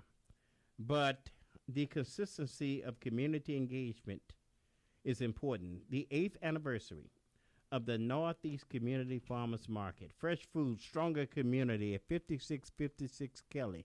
What is that address? That's the entrance of LBJ. At parking lot A. That's going to be next Saturday, August 15th, 2026 from 9 a.m. to 12 p.m. Our farmers market is open every first and third Saturday of the month. Now, who's going to be the performer for our 8th anniversary? None other than our own Joe Carmouche and friends. Joe has agreed that he's be more than happy, he told me, to perform, because that's his community. He's a classmate of mine out of Cashman 80, and he said, I'd be more than happy to perform because it puts me back in the community. And so I love that. And we also have yoga with Inga. Yes. Yoga with Inga. Yoga with Inga. And it's at the farmers market also. It is 9 a.m. free pop-up walk. This is every first Saturday of the month. And the next walk is September 5th. And that's at where? At 5656 Kelly, parking lot A at LBJ Hospital. And I mentioned that I was in a meeting day before yesterday at LBJ, the Alliance meeting. I asked a question. So months ago, the LBJ expansion was 50% complete. Where are we now? Give me a number. They are 65% complete with that building. Are they? Yes. Okay. 65% complete. I asked, when are you opening? Martin Luther King Day 2029. Really? All right. So that will be the ribbon cutting for the new expansion of John O'Quinn. And people say, well, who is John O'Quinn? Because I had someone ask me that yesterday. Yes. I've never heard of John O'Quinn. John O'Quinn was a lawyer, and I want to let people know what he did in the Houston community. The John O'Quinn, passed away in 2009. He was a legendary and highly successful Texas trial lawyer. He was based here in Houston, who recovered more than $20 billion for his clients in high-profile plaintiff litigation against tobacco companies, breast implant manufacturers, and major corporations.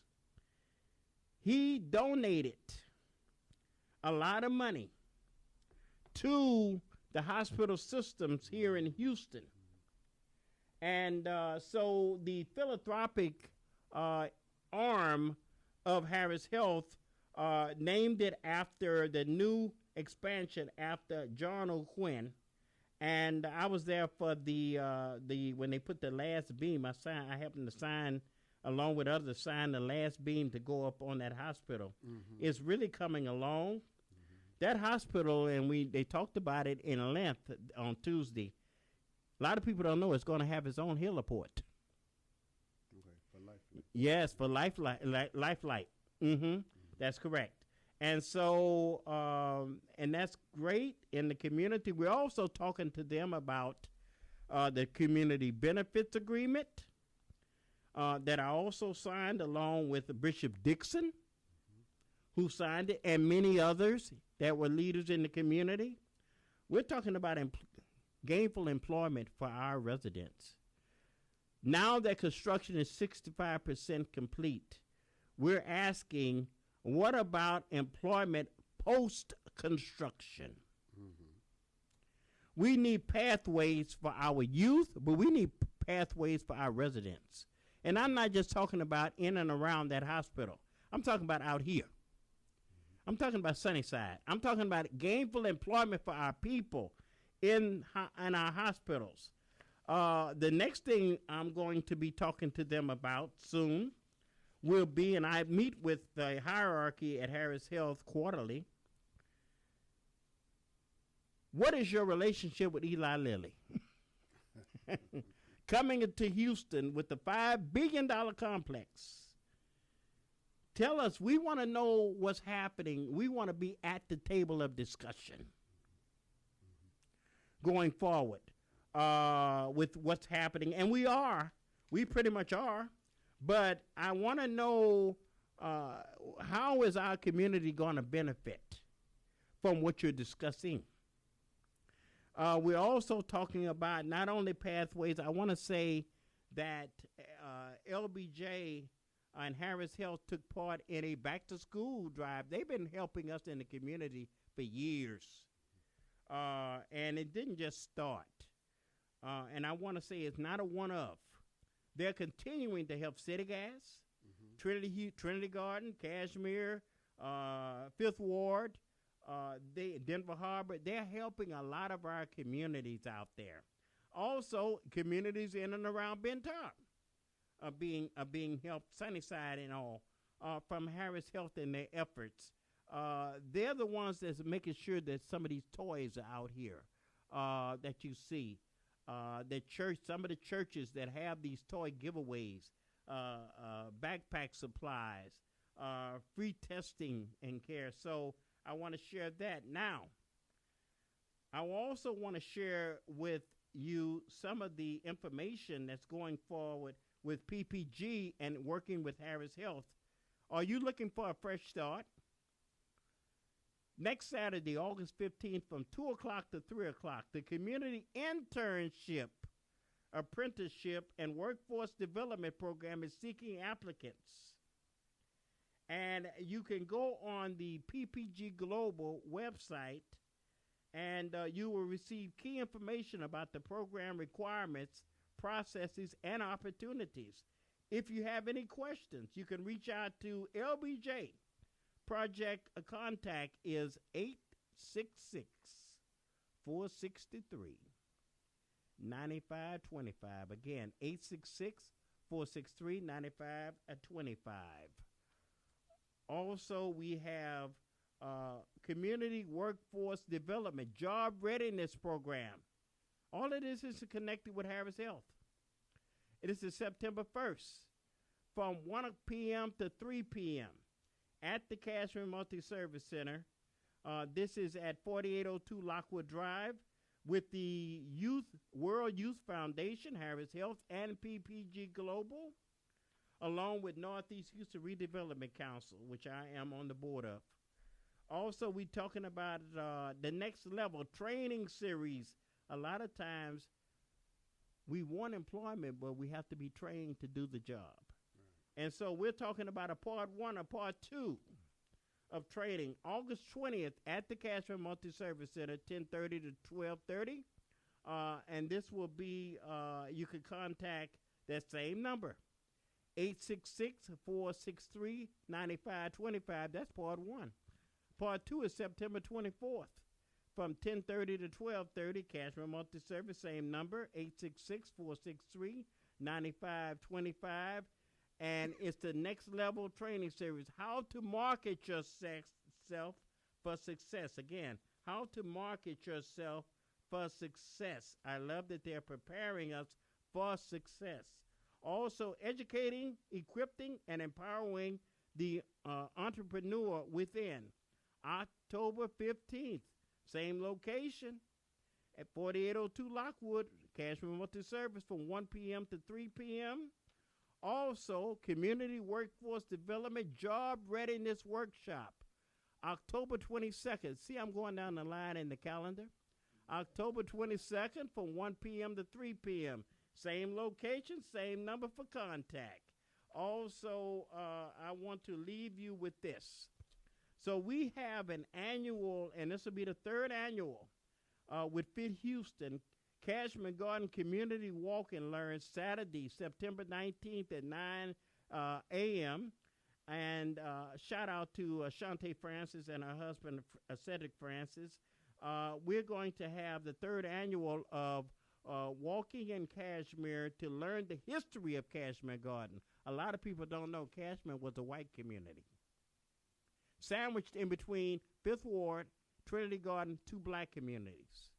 And the first child of color, we have another commemoration coming up that no one in Houston is going to mention, but I mention it every year.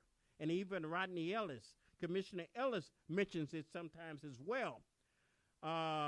When I made note to him that this was happening. September 7th, 1960, the first child of color attended a Houston public school. Happened at now closed Betsy Ross Elementary, and also Cashman Garden Elementary. Happened in the same community, same year, both schools. And what's also significant, and it's a shame, Betsy Ross is 102 years old this year, and it's now closed. But what's significant about Betsy Ross Mortuary, the daughters attended Betsy Ross Elementary. They were some of the first students of color. Right? Okay. That's right. Okay. Some of the first students of color to attend a Houston public school. Right there, and also the other one, like I said, was Cashmere Garden Elementary, and Tyrone Day was one of the first black students to attend. And the last thing I'm going to leave you with, we got a bike ride in Cashmere next week. They call it the slow ride, just slow riding down the street on your bike. Fit Houston, and it's helping to commemorate the 8th anniversary of the Farmers Market. And it's a 6-mile ride starting at 8 o'clock in the morning, right there at the entrance of LBJ Hospital. And so I'm going to leave you with these because that way you'll have the information. But I want to thank you all for listening this morning, and I want to thank our guests. It was phenomenal. They were great this morning. Dr. Poon and Dr. Tyler and Dr. Photographer. They were great this morning. Yeah, yes. And so, look, everybody, be blessed, be safe, stay cool, and stay hydrated. Well, let me tell you about another thing here since we are discussing community.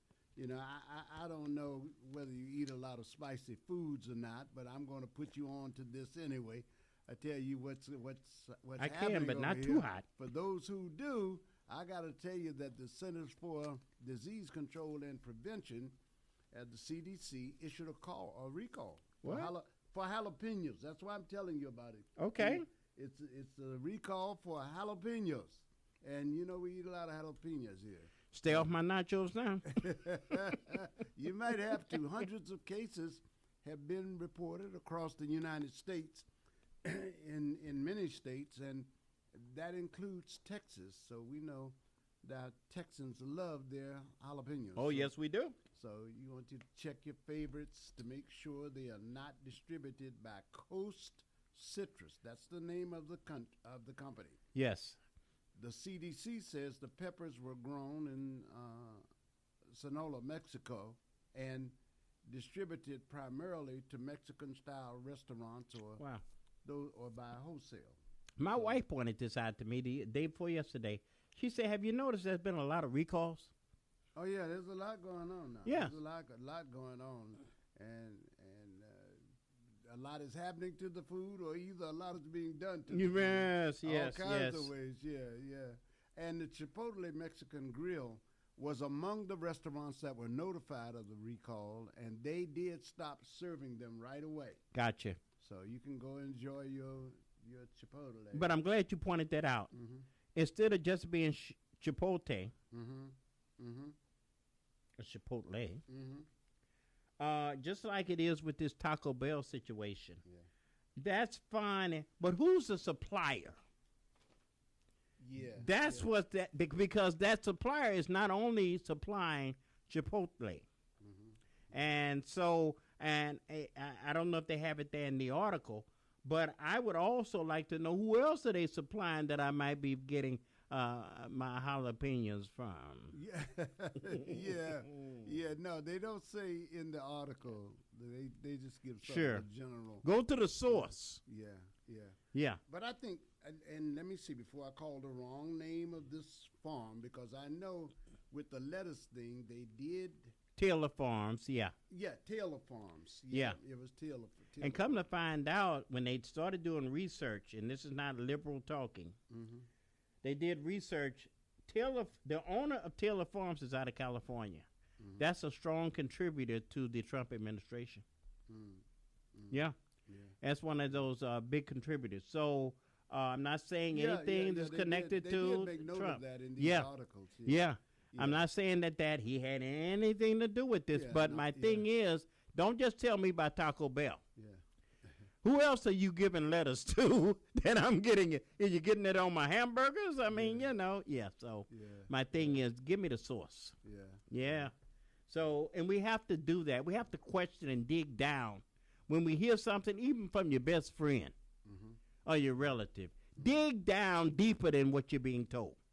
Yeah, you gotta go. Yeah, underneath don't run as the old folks say, half cocked, and too many of us do that. Yeah. Yeah. So I want to thank the listeners, and I want to thank you, Paris. Oh man, we thank you. I appreciate you. Appreciate you. How our friends in the Northeast Collective. You were about to say something, man. No. Go ahead. Sometimes I rush to get a thing out before Please people ask. finish it. I don't intend to do No. that. But if I don't, and if it's a thing that just flashes in my mind, It happens in my brain too. If it's not on the agenda for me, and this is impromptu, and I thought I better say it before I lose it. Northeast Collective, how are friends doing? How is Fred Woods doing over there? He's doing well, he has announced that he is running for District B. Okay. As a council member. Who's in District B now? Do you know? Tasha Jackson. Tasha Jackson. Yeah. And she is limited out. Okay. And quite a few are limited out. We have next not this year in November. November 27. Pull up your phone and Google who's going to be on the ballot in Houston. November of 2027. You got the mayor, all council members, and the controller. Yeah, it's going to be a full slate. Yeah. Now, get ready. Everybody and their grandma running. All right? It's just the way you understand what happens. And the fact is that make sure that you know what these candidates stand for, not what they belong to. Because every tub has to have its own bottom, every brain has to have its own separation. And that being said, what do they stand for? Do they stand with your values? Sometimes your best friend may not stand with your values, but it's still your best friend. All right? Make sure that you know where they stand. Make sure that things that affect your life, and I was just saying to a gentleman, people every day, the 3 topics people are concerned about in survival mode is food, clothing, and shelter. Are you addressing those? I can walk and chew gum at the same time, but you got to address my basics. And a lot of times our basics are not being addressed for whatever reason by whomever we're speaking of or thinking of. But the fact is that we got to make sure that we are taking care, and that's one reason we have community chat and the 2 doctors that were here, is the fact that we have to address our health care needs just like other communities like West University and River Oaks does as well. And because we have a lot of food deserts in our community and don't have access to fresh, wholesome foods with nutritious and have vitamins, the fact is that we need to know that our blood pressure needs to be taken too. And I love and I meant to point this out, and I have to say this, then I have to move on to a meeting. Go right ahead. But There at TSU with this research group, they asked me to be a part of their community advisory board. And they put something on the screen. They're looking at a proposed flyer that's going to go out in the community. And I'm looking at it and I'm saying, oh, that's nice. That's nice. But I say, something's missing. And they say, what? And I love the fact that they listened. And I'm not the only one giving advice. I'm one of the only guys there, but and I'm sensitive to the addressing men's health. Because I feel women are going to get their health addressed, but a lot of times men are left out of the equation, and I told them just that. I say, you have no men in that picture.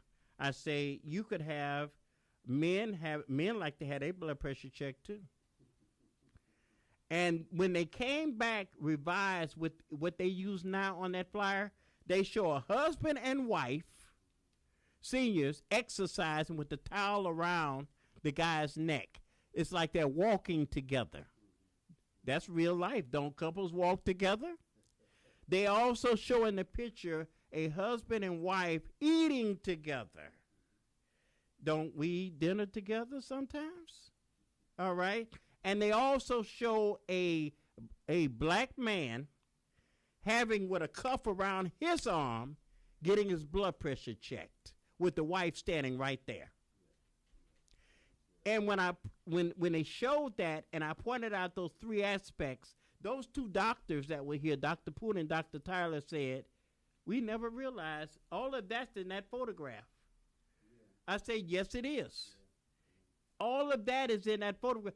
We want to be included also. We don't just want events. We want to go to the doctor on a regular basis too. We want our health addressed also. We want to be part of the answer, not just looking at through the window at what's happening and the other sex having theirs just addressed. We want ours addressed as well, and that's my point. Inclusion. Yeah. So yes, and we shouldn't leave women out when we're dealing with things. Let's do this together because so many couples work together. It doesn't have to be a me versus you, but it could be us and we. And so everybody, have a blessed weekend. Thank you so much. Thank you so much, my man Keith Downey on a community chat Thursday. Off to another meeting, huh? Yes, I do. Yes, I do. Okay. Yes. Got to go meet with Rockwell. Okay. Yeah. And I know. So things are happening out there. Yes, a lot of investments are coming in our community, and a lot of these we're trying to make sure that we're also addressing the needs. And I keep saying about these back to school drives. Mm-hmm. We gotta have something in place that will address the needs year round. And a lot of times, Johnny needs a shirt, and he's in school right now. Okay, this is November. He needs a March. He needs a shirt or a pair of pants, or he's walking around in shoes with a hole in them. Mm-hmm. Okay, mm-hmm. And the parent hasn't stepped to the plate and done, or they may not have a parent. Mm-hmm. And so the community needs to be able to plug in the gap, and you can't always wait around for somebody to do a GoFundMe. No, you need to fund it now. No, you certainly can. All right now, Keith. Go there. Keep them honest, bro. Yes. Stay with them on it. Stay with them on it. All right, we do. We thank you so much. We are the source. It's 10 minutes before the hour of 11 o'clock. We thank you for being here with us this morning. And we got to turn to, we're going to turn to some of our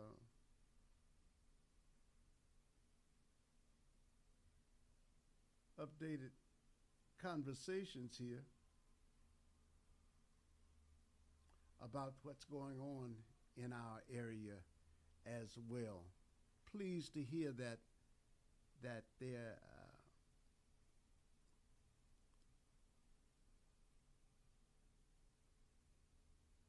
have a story here. gotta catch up for you. Gotta catch up to it on this. But I have a story here about the grant that was given to Rice University, and I wanted you to know about that as well. A bit of good news coming out of the area. Rice University is expanding its fall financial aid program, making free tuition available to more students beginning in the fall of 2027.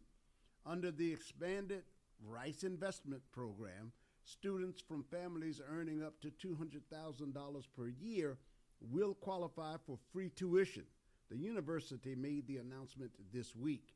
Students from families earning less than $100,000 annually will also receive support for mandatory fees, room, and board. In addition, the private university here in Houston says it will continue to meet 100% of demonstrated financial need for all families without requiring student loans. That is a great favor to these students who have the talent and who are otherwise qualified to do great things and show great promise, but are financially hampered. This is a great move. The university says the expansion is designed to make a Rice education more accessible by reducing financial barriers for families. It's also a part of a strategic plan to increase enrollment by nearly 30% by 2028. Now, there's an article on this in Houston Public Media. I'm referring you to it now. Yvonne Romero, Rice's Vice President for Enrollment and Dean of Admissions and Financial Aid,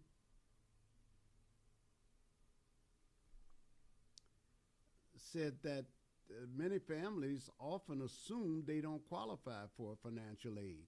Now, this expansion changes that conversation and simplifies the criteria, she said. We want students and families to know that cost should not discourage them from considering Rice. The university launched the Rice University investment in 2019 as a way to provide loan-free financial aid to students who qualify based on their family's financial circumstances. The program, which is funded partly by philanthropic support, currently provides free tuition to students whose families earn up to $140,000, with students from families earning $75,000 or less also qualifying to have their fees and room and board covered. So they have expanded the boundaries there, inviting more people to come in, and that is a good thing for students. And so that's some educational good news. Wanted to make you aware of that as well. And now also an update on the Nolan Wells case. Nolan Wells was the young man who went out with a group of friends in Mississippi and later turned up dead 3 days later. And you may have been keeping up with it. There's a lot to keep up with because there's so much written about it and so much talk about it, particularly online. And though you may have been keeping up with it, there have not been a lot of official legal updates on it. And we've been reading about the two autopsies. And other than that, we've not seen a lot of verifiable information. So the investigation still goes on, but there's been a lot of chatter back and forth. And some of it has not been very smart, to be honest with you. People getting frustrated and taking out their anger on people who are currently involved in this case. 3 people have been charged with threatening a judge, a witness, and local officials connected to the investigation into the death of Nolan Xavier Wells, who is an 18-year-old found dead after a July 4th boat trip with friends to the island, to an island off Mississippi's Gulf Coast. Now, none of these people appear to know Wells, his family, or the boating group, or be part of the investigation. These are people who've been, you go online, you can see them. Everybody's got something to say about it. The threats came amid rampant speculation and scrutiny of the investigation, deepened in part by uncertainty surrounding Wells' final hours, distrust of law enforcement, and of course the state's long history of racist violence. The teenager, who was black, had traveled to the uninhabited island with a group of friends from high school, all of whom were white. He did not return with his friends to the mainland that evening, and his body was found 2 days later off the island's coast. Authorities have not made any arrests or named any suspects. An independent autopsy commissioned by Wells' family found the 18-year-old's cause of death to be undetermined, pending further investigation. Now, attempts to reach the defendants for comment were unsuccessful. Phone numbers listed for some of the defendants in affidavits weren't active, and a call to another number went unanswered. Emails sent to addresses listed in an affidavit for one of the defendants went unanswered. It is clear, it's not clear if they have attorneys. One of the defendants, Edward James Porter of Illinois, allegedly called an unnamed witness on July 31st and threatened to kill them and their family, according to an affidavit. Porter also allegedly told another person in Mississippi in a phone call that he would cut them up and put them into a suitcase. So Porter has been charged. Porter was charged on July 31st in federal court for the Southern District of Mississippi for the threat. Porter threatened two members of the family of Bart Edmonston Jr., a 21-year-old who attorney Russell Latino, who is represented by attorney Russell Latino. Latino said that one of the family members who Porter threatened is a witness in the investigation into Wells' death. An Ohio woman was also charged allegedly with placing firebomb threats at the George County Chancery Clerk's office and the Jackson County Sheriff's office on July 23rd. The woman, by the name of Michelle Francine Edwards, allegedly called the clerk's office 21 times and said, "The clock is ticking," according to an affidavit. And then there's a California man, Joseph Alfredo Vasquez Dumont, was charged on July 14th for allegedly sending a threatening Facebook message to a Jackson County Chancery Court judge who with ties to the Wells investigation. According to an affidavit, a Facebook user believed to be Dimanche sent a message to the judge's account that constituted a threat that a bomb would be mailed to the judge's office. Judge Ashley Cook posted a screenshot of this threatening message on Facebook on July 9th. Cole wrote in an earlier Facebook post that her son last saw Wells on July 4th at 3 p.m. and decided to stay on the island and return inland with another group of friends. Cole wrote that she deactivated her Facebook and that she fears for the safety of her children. No one in our family is trying in any way to impede with the investigation by law enforcement or to otherwise hamper the family and law enforcement's quest for answers, Cole wrote, adding that her son cooperated fully with the sheriff's investigation. So those are some of the developments. Still, this story feeds the internet, as we pointed out the other day, yesterday to you, and yet there are still unsolved murders going on with our young people. We told you about the case in Miami where the young lady was found hanging in a tree, and they ruled it suicide. This was in Miami, and there's been no further development on that, except the family was raising money for crowdsourcing from crowdsource to get the funeral taken care of. So, a lot of questions to be answered in these cases, and many of these cases are only in the headlines for a day, and they disappear. So there is grave concern about it all. Hello, George Gabriel. Good morning to you. How are you doing, sir? Good to see you out there. We see you out there. Also wanted to make you aware that UTMB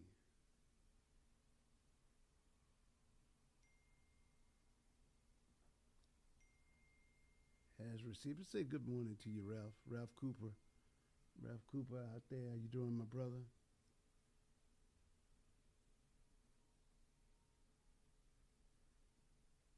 I'm showing volume on this mic, and I just don't know what it is. So I'll move to another. Good morning to you, Ron Scary. How you doing? How you doing, sir? All right, it's a great day. Say hello to Lydia Flanagan as well. She brought up herbal. When she sent me something reminding me of the previous interview that we just had about people who are taking blood pressure medicine and the like. So I know we got callers out there who like their beverages. And be careful what you guys are putting in there. I don't know about this mushroom coffee. I do have to think about that. I don't know about that. When a coffee calls, I gotta ask him about that. Ask him if he's checked out what might be in there. 713-668-1230 is our number this morning. 713-668-1230. Well, I gotta tell you, yesterday when we signed on, we were uncertain. Abdul Saeed, Dr. Saeed was ahead, and it was a likely call. But by the time we got off yesterday, it had in fact been confirmed. And if there were any other doubt about it, the fact that he has one and he is the candidate, I got to tell you, President Donald Trump wasted no time weighing in on Michigan's Democratic Senate primary and launching an attack on Abdul El Said just hours after he emerged from this razor-thin primary battle to become the party's nominee in one of the country's most closely watched Senate races. In his Truth Social post on Wednesday, Trump called El Said's victory great news for the Republican Party and leveled a series of attacks against the former public health official. Now, Dr. Said is going to run against Republican Mike Rogers in November. The comments underscored the stakes of the Michigan contest, a key battleground race that could help determine control of the United States Senate and is expected to draw significant national attention. I'd like to know if you've got some thoughts on that this morning. We're seeing a lot is being said on the right that about communism, and they are happy to have many in the GOP are saying they are delighted to have. They are happy, ecstatic, in fact, to have the opponent that they wanted, and they wanted Dr. Abdul El Said rather than Haley Stevens. Dr. Sayed is running as a Democrat and a Democratic Socialist, in fact, and he is perfect as a villain for the GOP, they think, and because they want to talk about communism. As a matter of fact, Trump said great news for the Republican Party. On his Truth Social, he said, El Said is a communist loser who hates Jews and Israel, and he's the projected winner in this race. He also took aim at El Said's primary opponent, Representative Haley Stevens, suggesting that her stronger than expected showing reflected divisions among Democrats. The Post marked Trump's first public comments after the primary was effectively called yesterday morning.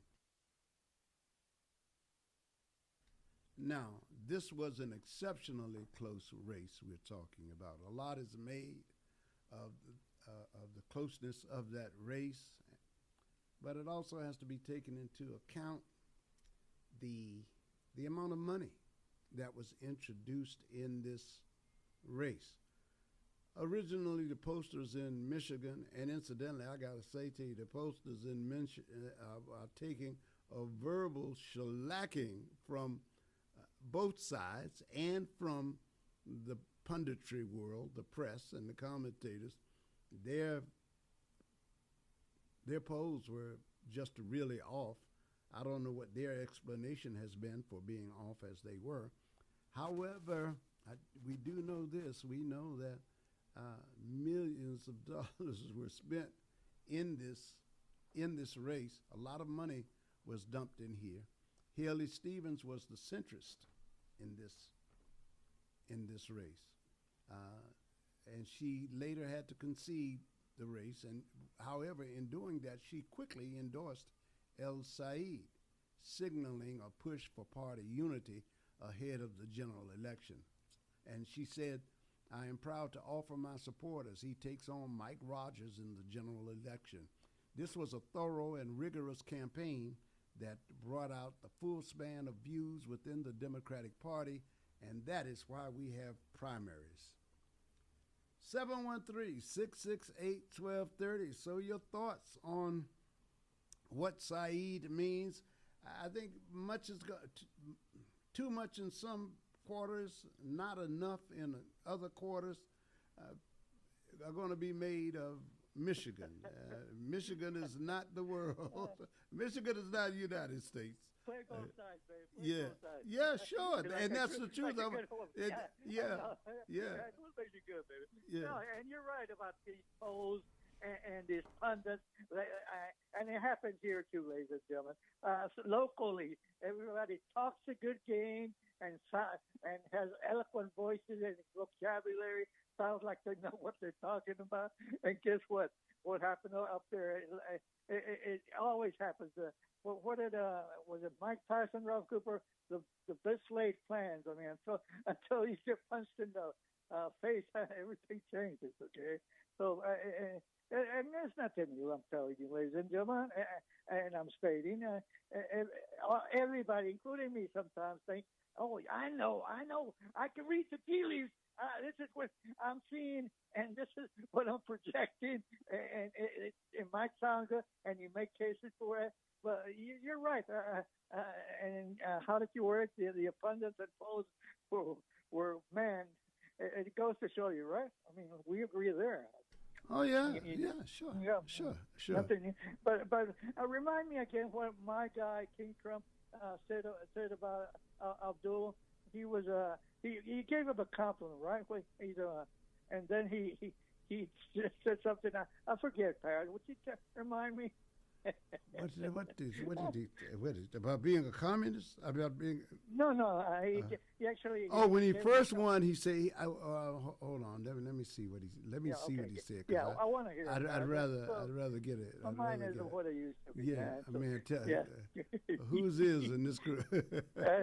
Yeah.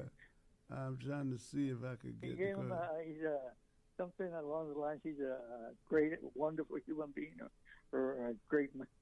He did say, "Praise be to Allah." He said something about him, and then he said, he mentioned. Oh no, that was the Iran war I'm thinking about. He said, "Praise be to Allah." Talk about age. Yeah, right. Go ahead. You'll find it. Well, we'll find it. Yeah, we'll find it. Yeah, because I'd like to hear it. I mean, and Paris, look, I said it before. Us Republicans, we want your guy. We want him bad. He deserves to be behind bars, baby. He's in contempt of Congress. You you know, you've already. Oh, Fauci, you know about Fauci? Yeah, man. Can you imagine, man, this Congress saying somebody has contempt for it? I mean, that's a surprise to them. That is wow. I mean, if that hurts their feelings, they really got, that's it. Oh, come on, ladies and gentlemen. Talk about contemptible. We're hypocrites, okay? We're evil and all the negative words, but this is where we are. Don't you get it, ladies and gentlemen? People that think, this world right now, we're should be optimistic, give it a little tap and pass.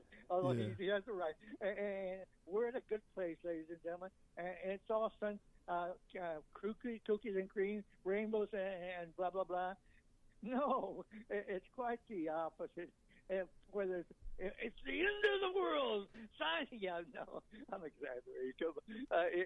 It'll pass like past, and we'll be talking about something else 3 years from now. Are you talking about the one where he said El Said is full of stuff? Yeah. Hold on. Yeah. Can you play it? Do you have it? Hold on, bro. Okay. I think I can help you. And the audience knows I know it. Why do you say come up with these, Michael? Because I want to hear it. I want the public to hear it. My guy using his beautiful words, man. Let's see. Let's see if I can get the live audio version. See if I can get the live audio version. I may have to move it out. Let me try it again. I tell you what, it looks like I'm going to have to. Yeah. Well, while you do that, let me make noise. But this socialist thing, ladies and gentlemen, it didn't come overnight. But as it gets closer to the hold on, Mike. Hold on. You got it. The economy is the greatest economy we've ever had by far. The economy aren't good. They're fake polls. The polls were wrong again last night when they thought it would be a landslide victory for a hater of Jews and a hater of Israel. When I watch Abdul, he's fully. Wait a minute. That's it. Yeah, they did. I mean, this radio station we're on, you don't have to bleep it, or is it No. bleeps?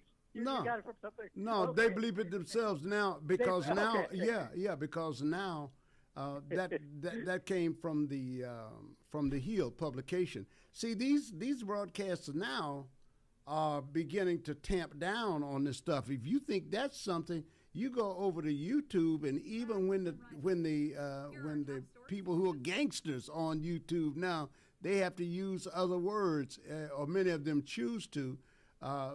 For instance, they cannot use the word rape. I'm saying they cannot. They can if they want to be taken down. What YouTube has done is says, you guys, just you're free to say what you want to say, but just understand this. On our platform, we're taking certain things down. If you say somebody killed somebody, some of them don't even use the word killed over there, Mike. Because it's look. Which says to me there's another standard people are running into that is surprising to them. So I mean, when you go to the hip hop, you go to some of those hip hop channels, they have to get their platforms. They have to get their stuff. They're voluntarily taking out some of the language that they would ordinarily use on the streets. Yeah. You know, I listen. I've heard you talk about YouTube, and you yourself are learning all this. So how do you feel about it? Well, it's private enterprise, right? They can do like your show. You decide what. It has nothing to do with the Constitution or anything, right? Right. You as a marketer, you want to think about the audience that you are reaching. And it does you no good if you are out there throwing words around and your audience is not the kind of audience that is using that words. They have heard them, the words. Of course. They've heard the words, but some of our people are in a different place than they were 40 years ago. So they just rather not hear the language. They've gotten older themselves, and they know that there's another way to say the same thing.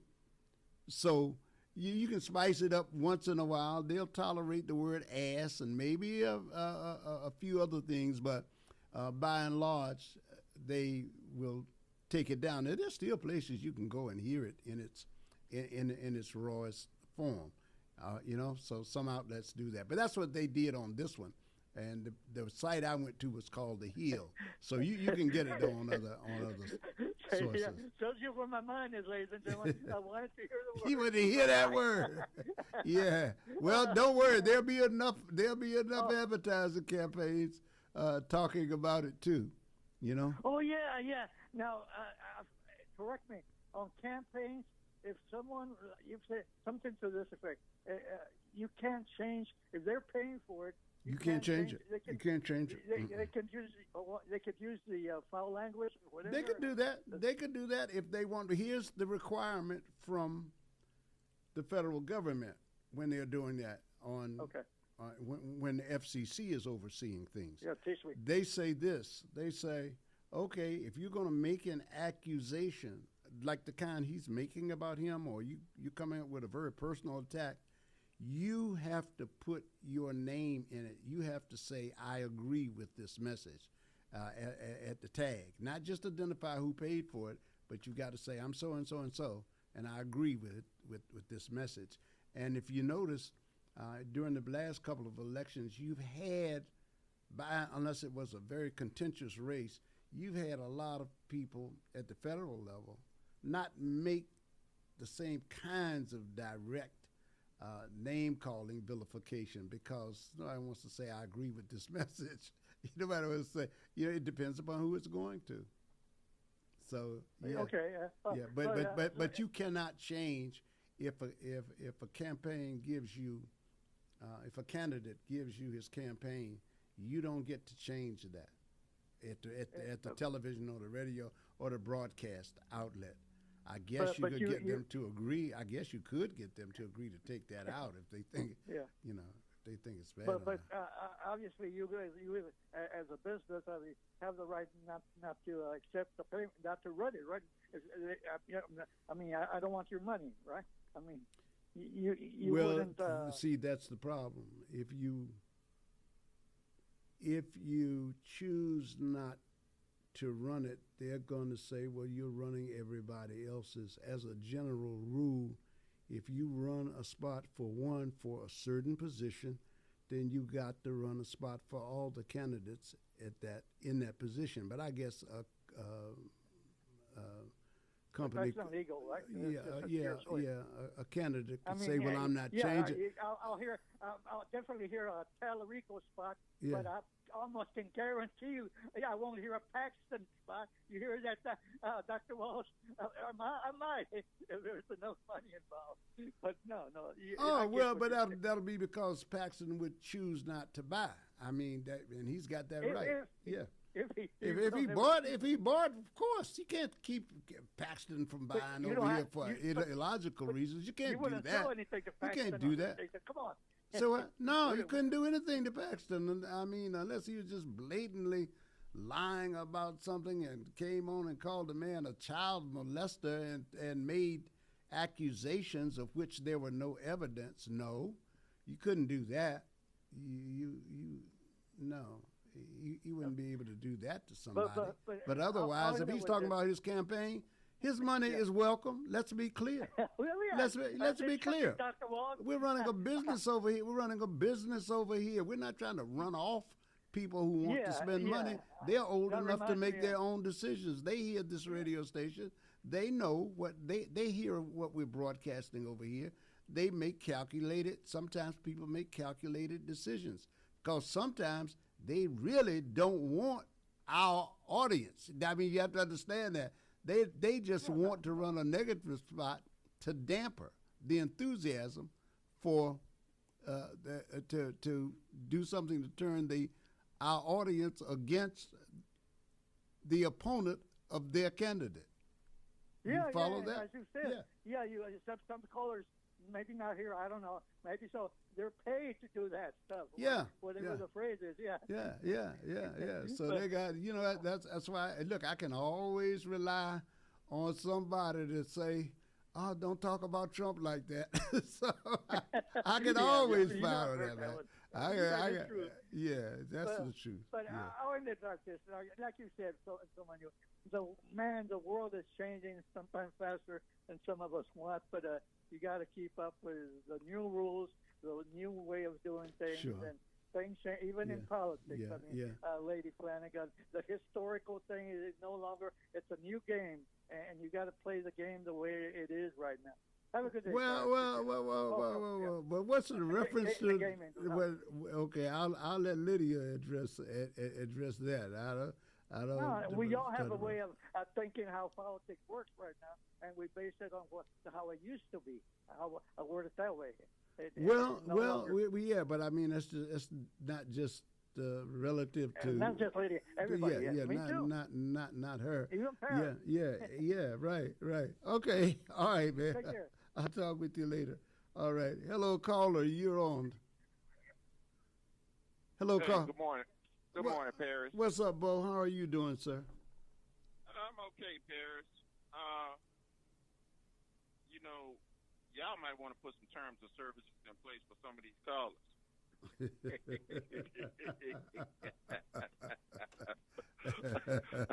Yeah. That's funny, man.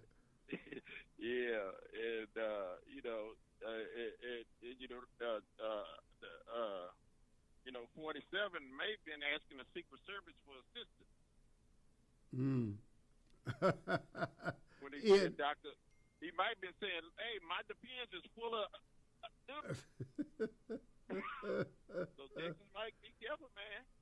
Y'all might need to go clean him up, because, they do say he got an odor about him.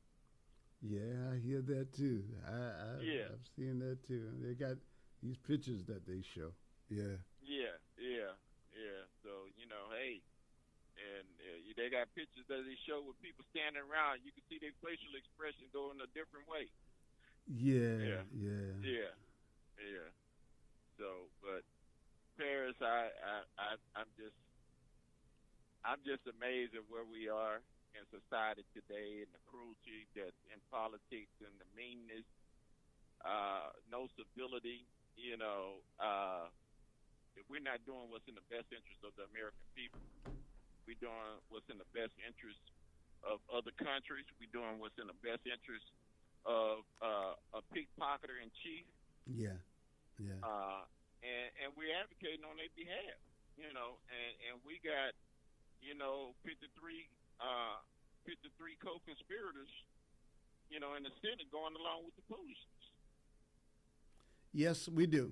Do. That's it. It is notable that there is the conversation is about low-level stuff like communism, the Red Scare.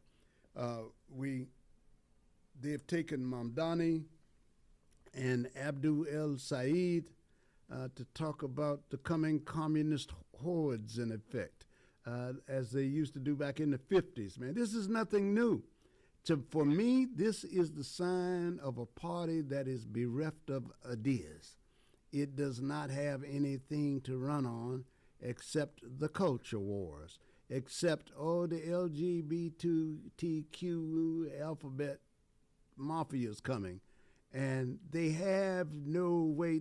For me, these people are where the Republicans are the new old Democrats in this equation of mine. I was thinking last night. I'm listening to them talk, and they sound like what particularly black people used to accuse the Democratic Party of being. People with no ideas and not helping anybody, when in effect, it turns out that both parties are not listening to a large group of people. That's why we're here.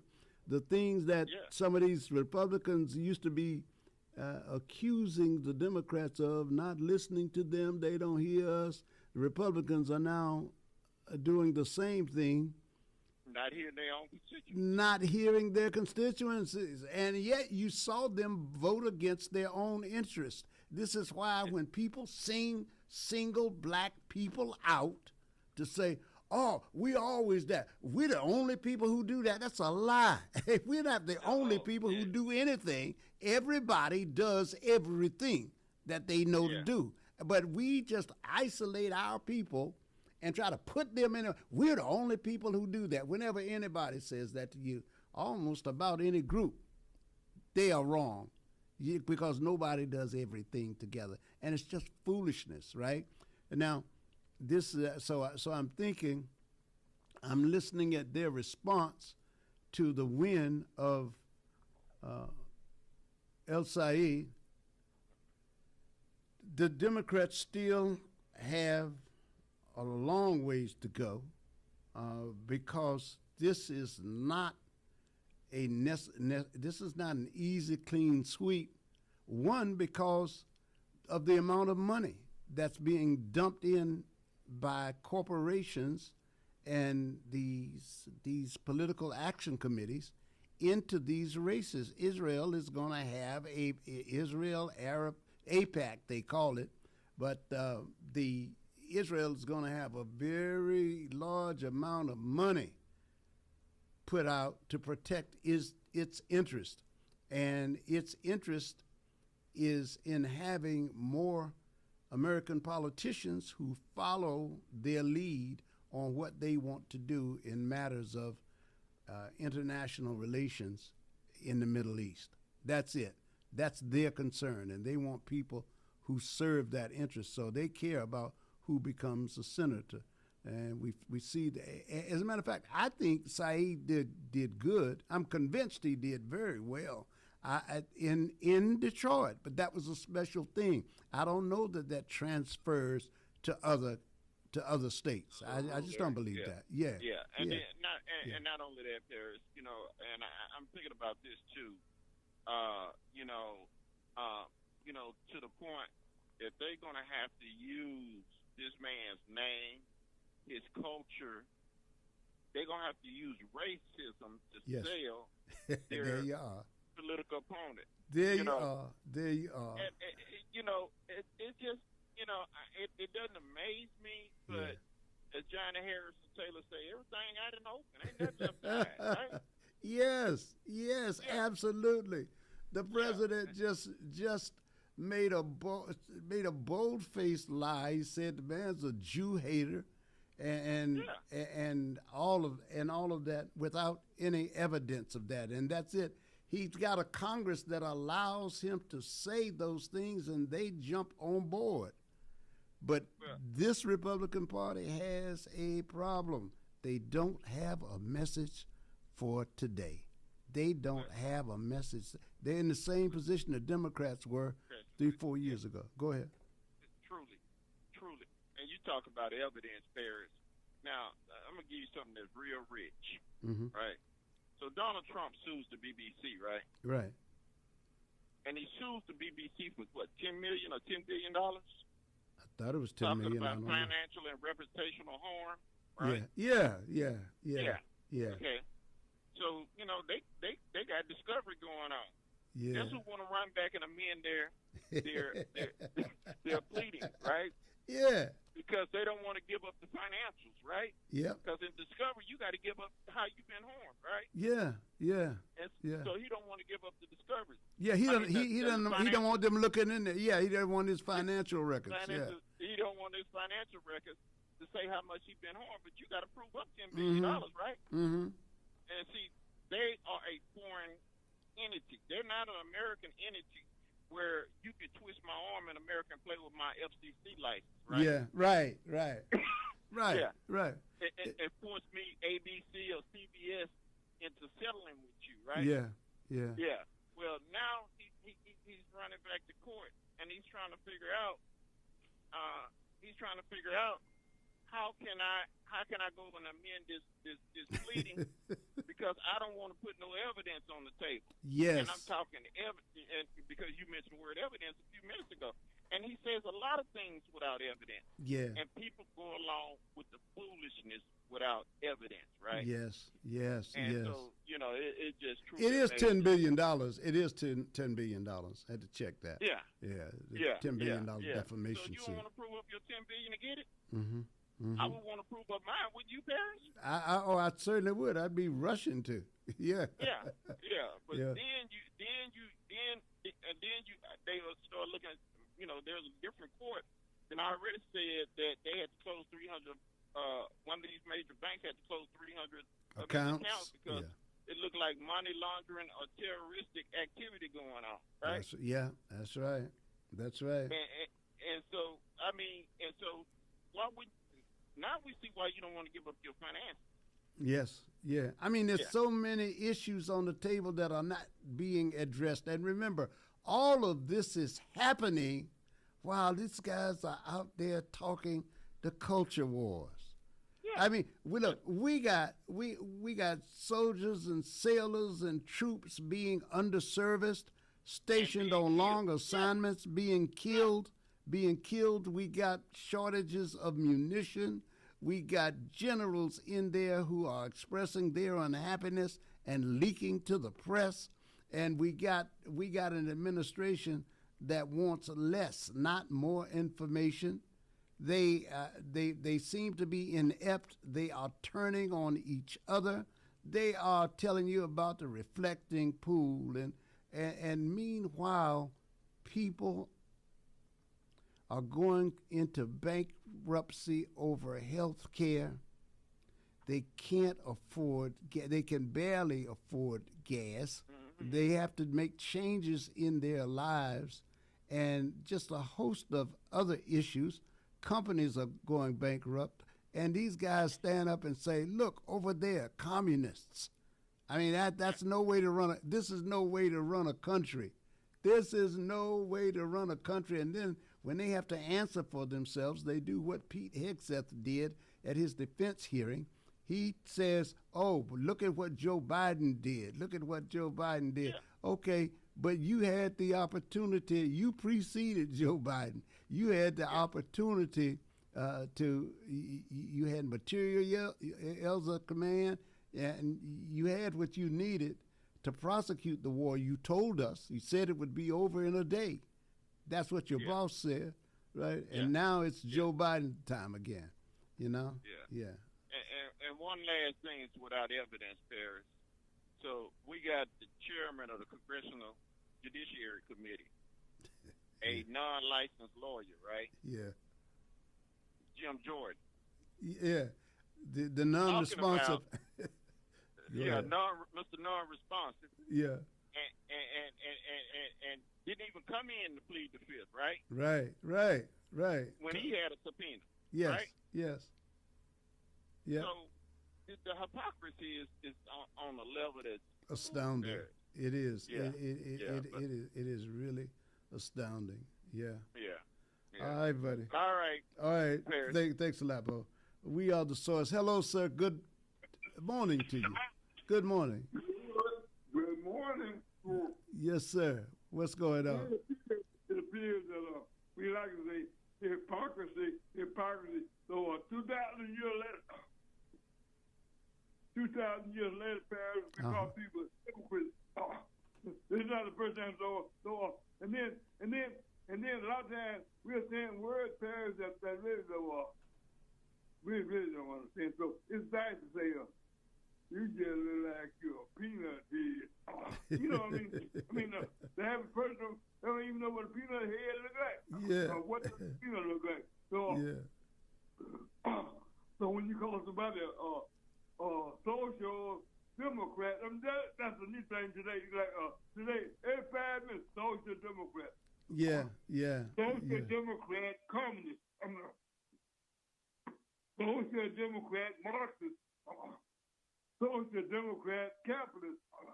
Man, I say, where's my money at? So I say, you just a session niner. Yeah. It's crazy, man. Man, we don't know. Man, there's a Paris I was tempted though this morning. He had the good doctors on there. I say, Dr. King, y'all talk about the pharmaceutical, how the pharmaceuticals have made all this money, I mean, during the pandemic, man, I say, shut up, keep your head down. Don't be these people they trying to be in the community. out here trying to tell you, and doggone pharmaceuticals made money out of both dog legs, during the pandemic. Definitely. So sometimes as parents, I've been trying to watch Mandingo. You don't remember Mandingo, but Mandingo. Yes, I do. It's hard for some of us to even watch stuff like that. Kenny Norton. So it's hard for us to watch how in Texas might say how things used to be. I mean, it's more things change, Paris. It seems to be like they are more like they used to be. He just said here. I said, you like that, boy? He said, oh yes, sir, I like it. He said, do a little crack dance for me. Yes, sir. And then he said, I like that dance. I said, I would hear your side of the head again, but so here we are in 2026, man. So, y'all just a bunch of doggone chameleons. The little lizard that lizard like that changes colors. Yes, it change does. colors, whatever. What was the word? DJ Johnson told us, I'm just coding. I'm just trying to do the code or whatever. I'm just trying to fit in what I can get in Paris. And then we don't know whether Donald Trump is an agent or a tyrant. All right, Bobby. All right. I know we're going. I know. I guess what the and Barry, I need to say, why don't y'all used to say now the voice you hear on this radio station have nothing to do with the radio station. Yeah, it's called the disclaimer, Bobby. We don't have to do that anymore, though. I mean, well, we do sometimes, but seldomly. But listen, for political season, we'll be doing that again. Hello, caller. Hey, good morning, Paris. How you doing? So big going down. Oh, Scurry, what's going on, buddy? Oh man, it's all good in the neighborhood. Paris, I disagree with you, Paris. What's that, brother? I disagree with you, sir. What's that, sir? The Republicans do have a message. Racism and white supremacy. That's their message. Yeah. I mean, that's their platform. That's the bottom line. And they don't have to have agenda for what they're going to do with the people, because the people they're talking to are the people that believe the same thing they believe, which is white supremacy and racism. But that's the only way we do it. We were here first, and we built this country, and that's the way it is. But I'm thinking no other race can compare to the white people. But Scurry, I'm thinking that is not as potent as it used to be. This is what they're finding out. I think that they are. This is why I say they've switched positions in an important way with the Democrats, seemingly, to me. And here's why. They are tanking in so many areas. Now, having said all of this, talking about their sagging poll numbers and all of these other things, I come from a corporate background that says money can move anything. Money can move anything that you want in the corporate world. So I wouldn't be surprised if they managed to eke out they can find enough people to buy and otherwise persuade, because they put so much money in it. But I think Michigan has made them smarter. They're only going to put out more money. But they learned a lesson there that was a costly one, and it was this, that there are people who have walked away from you, and it's going to take more of what you're doing right now to get you back. Because in Michigan, that 4 years ago, that race would have been nowhere as close as it is, I don't think.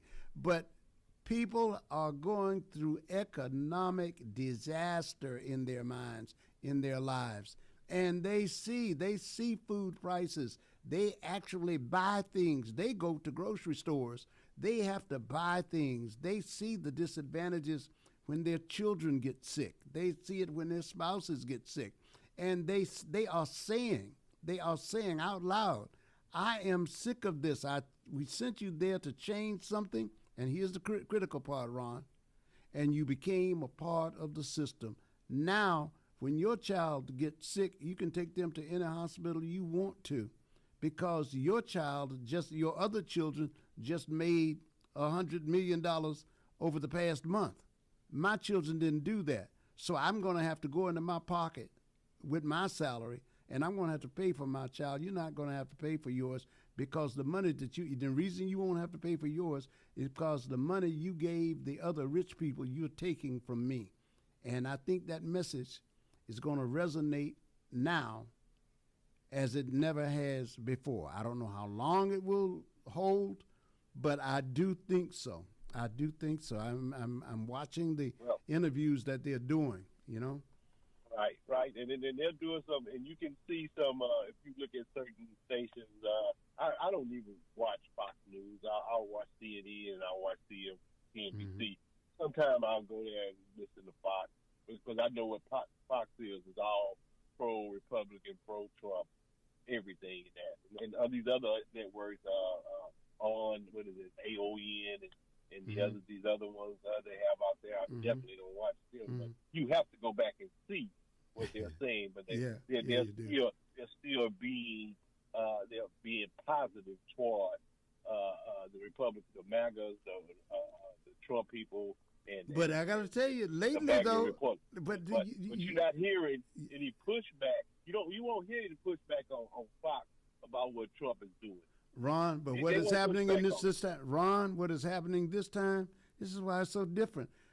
It has the dissatisfaction has infected Fox, because look, Janine Pirro, and Pete Hegseth come from Fox News, and so they covered for them as long as they could. But even they are embroiled in their own controversies.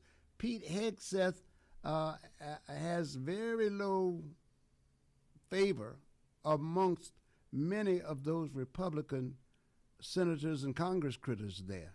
All right. Janine Pirro just made a.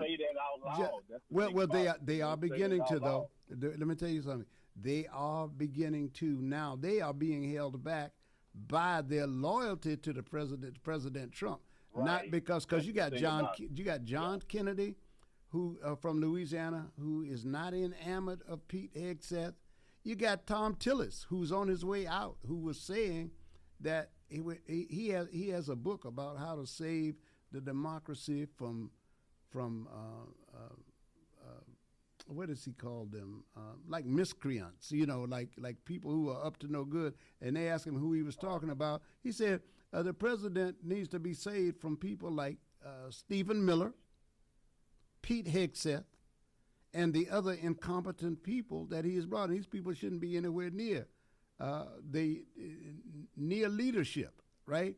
I mean, so that was Tom Tillis. You got John Thune, who says this man wants us to break up the filibuster. We're not doing it. So now at the end of the day, they're going to fall in line and vote. But I think that's going to show up on them too. Yeah. But you know what? I think that stands a chance of blowing up in their faces on this election, because they just don't have a story to tell when people want to hear about their lives. There's nothing they can say that really convinces people that I made your life better. Because, you know what, the Iran war, the things that you said, the things that we voted against because you said you would never do them, are the very things now that are robbing us of a strong economy and affecting our lives adversely. What? Going to war? You talked about strength and going to war and getting out of it, and now the war still continues and has caught us up in it. And he was supposed to go to Congress and get approval for a war after 60 days, which never happened. Yeah. That's what I'm saying. They just steady fall in line, and the guy that's going to be the Attorney General, what's his name? Excuse me, just that fast. Todd Blanche. Todd Blanche. Yeah, Todd. He has no, of course, no qualifications, but he has no business being considered. The guy got up there and say, "I'm the lawyer for the president." Yeah. He said that. Yeah. People are going to look for some answers. For the administration, but they all fall in line with the white supremacists and so on and so forth. Yeah. Okay, but another thing I wanted to bring up with that was Erica Schwartz, the new CDC director. Dr. Schwartz, yeah. Dr. Schwartz, yeah. From what I read on some of her, I don't know if you know how much you know about her, but I read some of her bio briefly. She is an accomplished doctor, and but my thing is also is she more in line with Trump's agenda, or is she in line with the medical, the scientists? I don't know how much you know about it, because I know you do way more reading than I do. And I don't know what have you found out about her, but if you got any information that you know about her, if you can put it out there. I mean, being positive, I mean, she's a doctor, she's a scientist, so, you know, she's not like Kennedy. you know? Right. So, but and I know she, if she's got to follow her oath, unlike Dr. Oz, I'm not sure if he's a doctor or not. Is Dr. Oz really a doctor? Yeah, he is. He is. He doesn't follow the science at all. Yeah. And it's just amazing. But if you have any information regarding Dr. Schwartz, if you can put it out there, I would appreciate it. Appreciate your show, Paris. And you folks out there, you got businesses out there, and you want to get them advertised, look for KCOA. I got some people out there for you, man. All right, buddy. Listen, you know it. Yeah, look. There is something I do want you to know. And when I first saw her, I saw her push back during a hearing, and I will say this: she comported herself well in that hearing, and the only thing I found out about her that was impressive to me, that she was she served as a rear admiral in the United States Public Health Service Commission Corps. So, and she was a deputy surgeon. So I give her the benefit of the doubt. Yeah, she was under the Biden administration. I believe she was in the military during Obama's administration too. Is that correct? Do you know for a fact? I could imagine, so I don't know.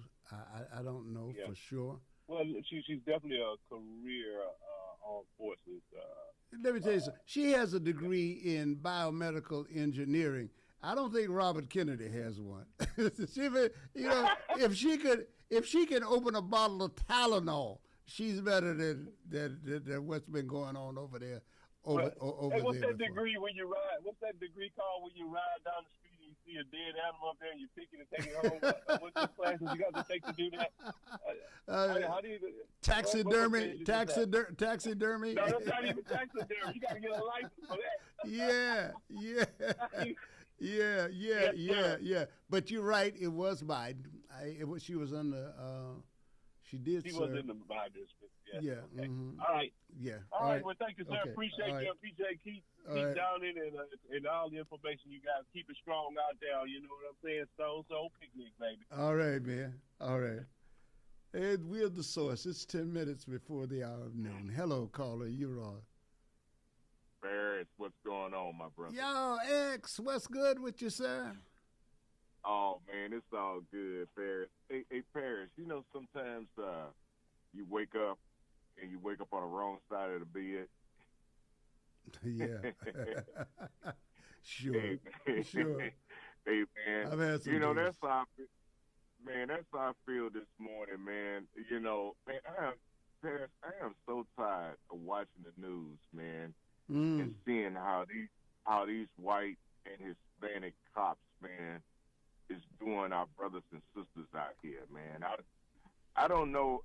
I don't know if you guys watched on the news about this brother in Huntsville that sounds like he's a single parent dad, and he got multiple young kids, and he's in his, and he's just bringing his kids back from I think they was going to a park or some type of entertainment, and I'm sure some white person called the police that said that they heard some screaming from his apartment. And the cops come and probably banging on the door, and I guess he gave them some resistance about them coming in because he probably told them, say, well, ain't nothing going on here. And then you show these, and thank God that he had his son his 12-year-old son to record, the cops in there, and all of a sudden they just roughed this brother up. And one of them was trying to rough him so bad that he slipped and fell. So they handcuffed they arrested this man for nothing, but to add insult to injury, they lied and charged and accused him of abuse, physical assault of a of a public servant, which is a mandatory of 15 years felony. Thank God that the son recorded it, and he was found not guilty. Wow. But the point is, they added more. They added a misdemeanor to him, whereas this poor boy, this poor brother is trying to become a Dallas police officer. As a matter of fact, he has his application. Right. He has his application, but yet and still, he's trying to get that misdemeanor because they added that to it, whatever, with this felony.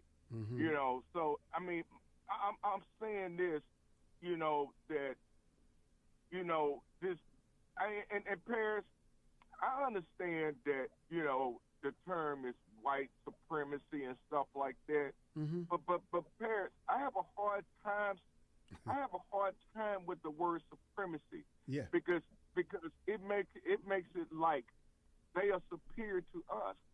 And the thing is, Paris, the only thing that they are superior to us because they have the advantage. And that's what makes them superior. They wasn't born superior to black people because it's proof of the science and just at the beginning when God made Adam and Eve, they was made from the dust of the earth, which is black. And when you look at the accomplishments of all black people back then and in the Bible days, those people were black.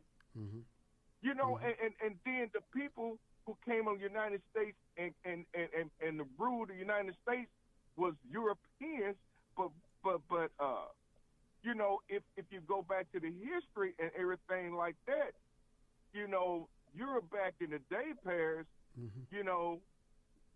before before they were just them walking around Europe, they didn't know how to wash their hair. Let's be honest. It was the Moors who taught them how to wash their behind. The Moors taught them everything, what makes them superior if they were nasty? Well, you know what I'm saying? Yeah. And go ahead, now, please. Go ahead. Well, I just want Paris.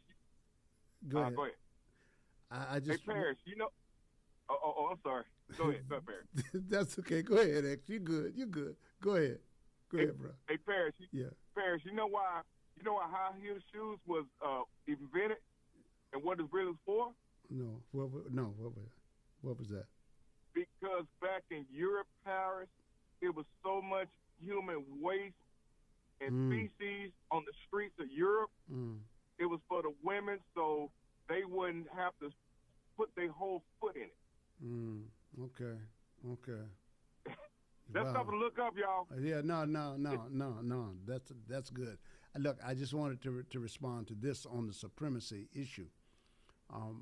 Using it for historically, using it the way it has been used at least since the 20s, I think, and sometimes before, when before they found a word for it. Supremacy just found other people looking out, saying this is who they are trying to become.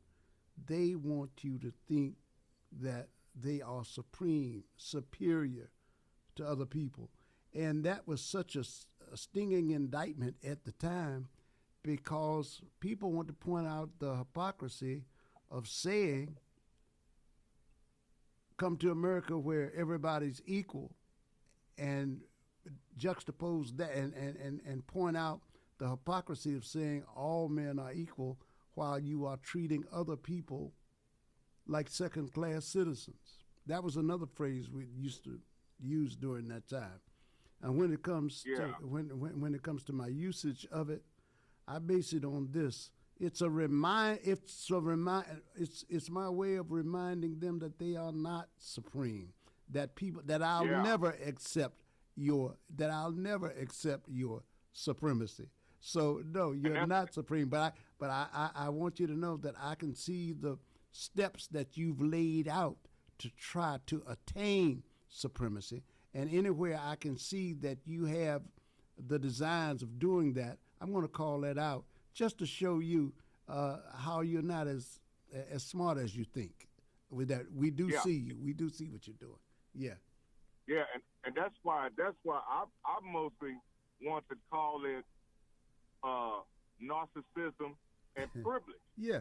But you're free to do that. You know, look, yeah, I got no qualms in how people choose to address what they want to say to other people in order to. I mean, it's civil, you know, as long as it's civil, of course. You know, you're free not to do that. You don't have to use the word supremacy. System is the prime. System is the word of operative word. System. System. There is a system that supports your misguided belief that you are supreme. There's a system that does that, and I just want that system dismantled. Yeah.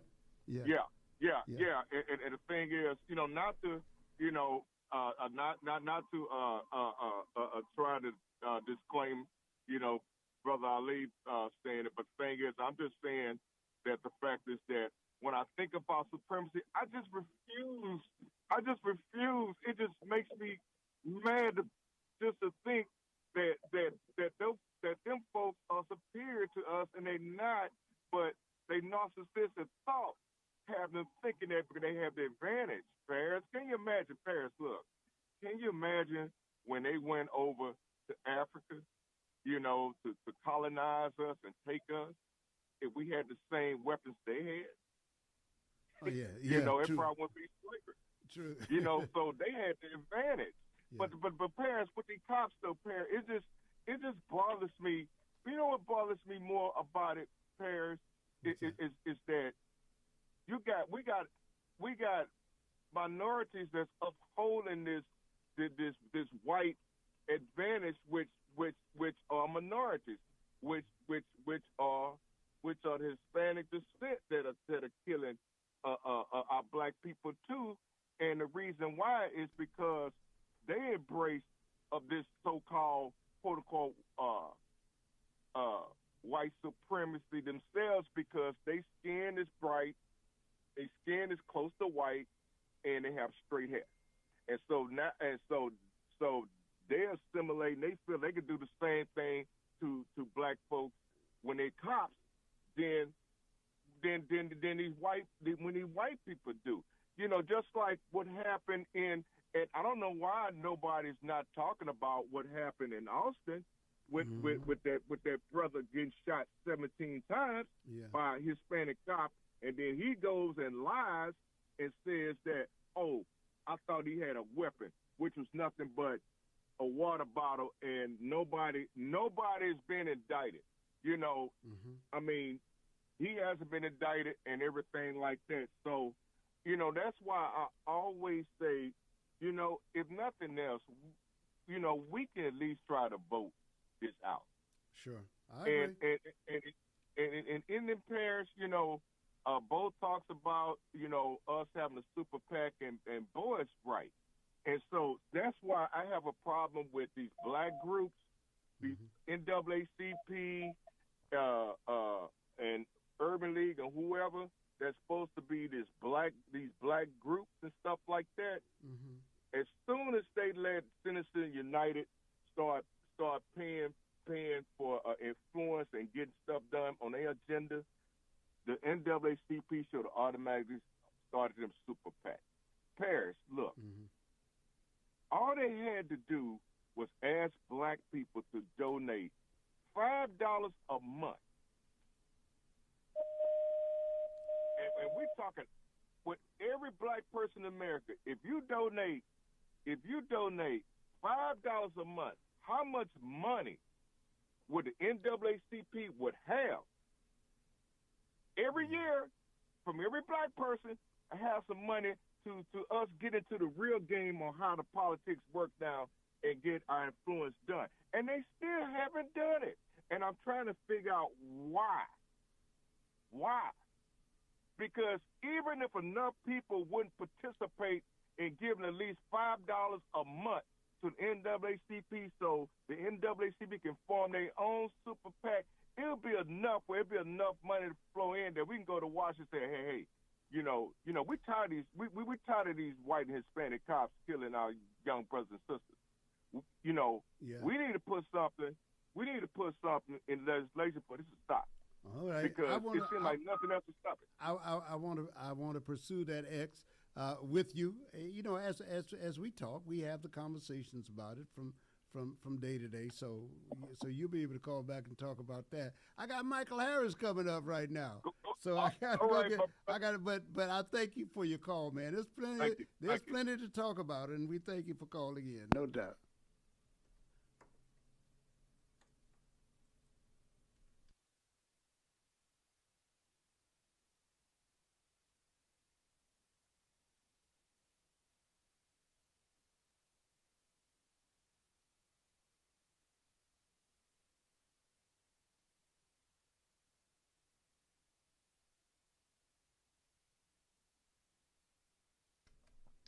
So okay, we're at that point where we gotta, Michael. If you listen, you're gonna have to give me the ring here. We gotta take a break. We're on the source. Good afternoon, ladies and gentlemen. The beginning of another part of the show, the afternoon, as we set up for Michael Harris and, of course, Ralph Cooper. Ralph Cooper and his crew. I know we got the Ralph Cooper crew out there this morning, and so you guys are waiting patiently as well, and we want you to be here to get the opportunity to talk with both Mike and Ralph. If Ralph follows his general pattern of behavior, his standard operating procedure, and comes in toward the end of the show, I'm sure you'll have an opportunity to speak with Ralph. He cannot resist, so he will be doing that in just a few moments here. So you stay tuned, and we'll get you working. We'll get you plugged in here as we align for these next few minutes, and we're going by the tens. Let me tell you. So just stay tuned. We are right here on the source. Good afternoon. And now a message from the future frequency. Young voters, Gen Z, and millennials. If you're ready to make your voice count, here's how you make it happen. First, register to vote. It only takes a few minutes. Just look up your local election office and follow the steps for your area. Next, verify your information. Confirm your name, your address, and your polling location so nothing slows you down. And don't wait for election day. Vote early. Pick your day, pick your time, and skip the lines. Make your plan to vote early and vote to be heard. The future is live right now, and you're the frequency. This message is powered by the Diversity of Thought and proudly sponsored by 1230 KCOH, The Source. This is Gilbert Andrew Garcia of A Tip from Gilbert, talk, inspiration, and prayer. Listen to my show every Monday from 11 to 12 on KWWJ 1360 AM, KYOK 1140 AM, KCOH at 1230kcoh.com, Sankeet Radio at 95.1 FM, 1460 AM, and Latino Sports, KEYH 850 AM. Call in at 832-570-8075 and follow me on social media. See you then. A Tip from Gilbert, Mondays 11 a.m. on 1230 KCOH, The Source. Ralph Cooper has covered the legends of HBCUs since 1969. Coaches Eddie Robinson, Jake Gaither, Marino Cassim, John Merritt, Billy Nix, Alex Durley, Clifford Paul, Dr. Rod Page. No broadcaster has covered HBCUs longer than Ralph Cooper, Houston's legendary sportscaster, on 1230 The Source. 1230 The Source. We are here. It's that time. It's our guy.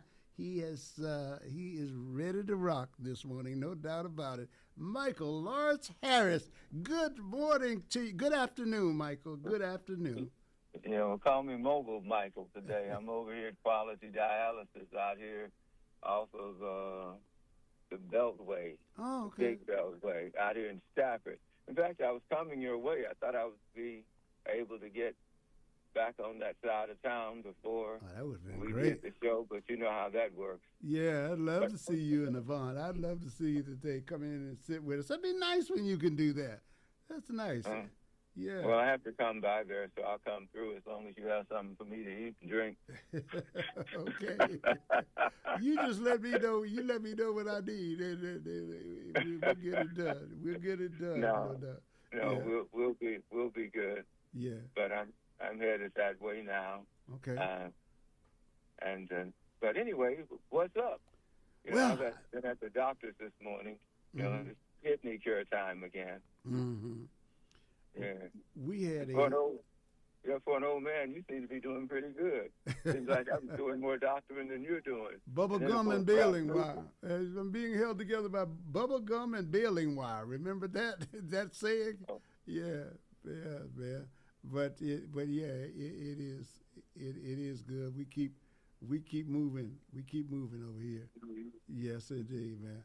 Well, look, I got some. I'll tell you what we were talking about. We're talking about the conversations about El Said winning in Chicago, and some people are tying that to Mamdani, and they're talking about the great communist scare. You remember? You're old enough to remember the great communist scare, and when the people used to talk to our generation about Charles McCarthy. When he was, Senator McCarthy, and how he had everybody afraid of communism, and we grew up to hear some parts of that in the 50s when they would talk about that, and so. Funny, they were concerned about communism, we were concerned about racism. Yeah, right. Different kinds of isms, different kinds of isms, So we were just having a conversation on that, and then we had our earlier conversation this morning on health care and blood pressure, and there's a program over at Texas Southern University where they monitor and check but they're doing a study. They've engaged in a study between the next enduring from the 2 to 5 year period, and it's specifically for geriatric patients, although the geriatrics, in this case, they've expanded the boundaries, begins at 55. It used to be 65, they say, but they dropped it down because so many people were wanting to know more about their blood pressure, and now they're having these studies about the effects of the medicine and how people take it, and it's under the auspices Texas Southern University. So we thought that was a great thing, So we had that conversation, and then we arrived at you just in time for political news. If that's what you want, whatever you want to talk about is good. You know that. Well, I'm just leaving the dialysis clinic. Okay. Well, I was supposed to start doing the preparation to have the transplant. But, man, after my sister died, I just cannot convince myself that is something that I need to do. Yeah. Michael, maybe you should want to speak with a professional therapist about this. I don't think you're going to get look, no diss to the audience, but I think that maybe there's some things there that maybe, just maybe, someone who's but it's more than just with my sister dying after her transplant. It is the kind of care that you need, and I am a caregiver. Yes. Okay. And I see. And that means I would need a caretaker. Yeah. And the last time we had caretakers, they took. Yeah. But were they sent there by professional people, by people from the medical profession? Last time you had caretakers, or were these some relatives that you trusted and some people who were in your life and you trusted them and they betrayed you? Which one was that? Whoa. Well, I think they came in all classes, big fella. Okay, because I'm thinking at least if someone actually knows medicine and knows about long-term care, maybe they can find a way for you to feel better about whichever decision you make. About whichever decision you make, and maybe they can have you and Yvonne there to talk through the relevant options that you might have. Sometimes when before we make decisions, we might want to. We don't know. Sometimes we don't know all of the options. So maybe if you talk with somebody in the medical profession, from a therapeutic standpoint, maybe they may know of some other options that can come your way. That can work out for you. Well, my option is to be the caretaker, be the caregiver, and take care of myself as long as I can and take care of her. And that might be doable. That's what I'm saying. That may be doable, and maybe doable in a way that it may be more adaptable to your conditions than you might know right now. That's all I'm saying. Yeah, but I'm cool. I'm cool. Okay. I'm Michael Harris. All right. Okay.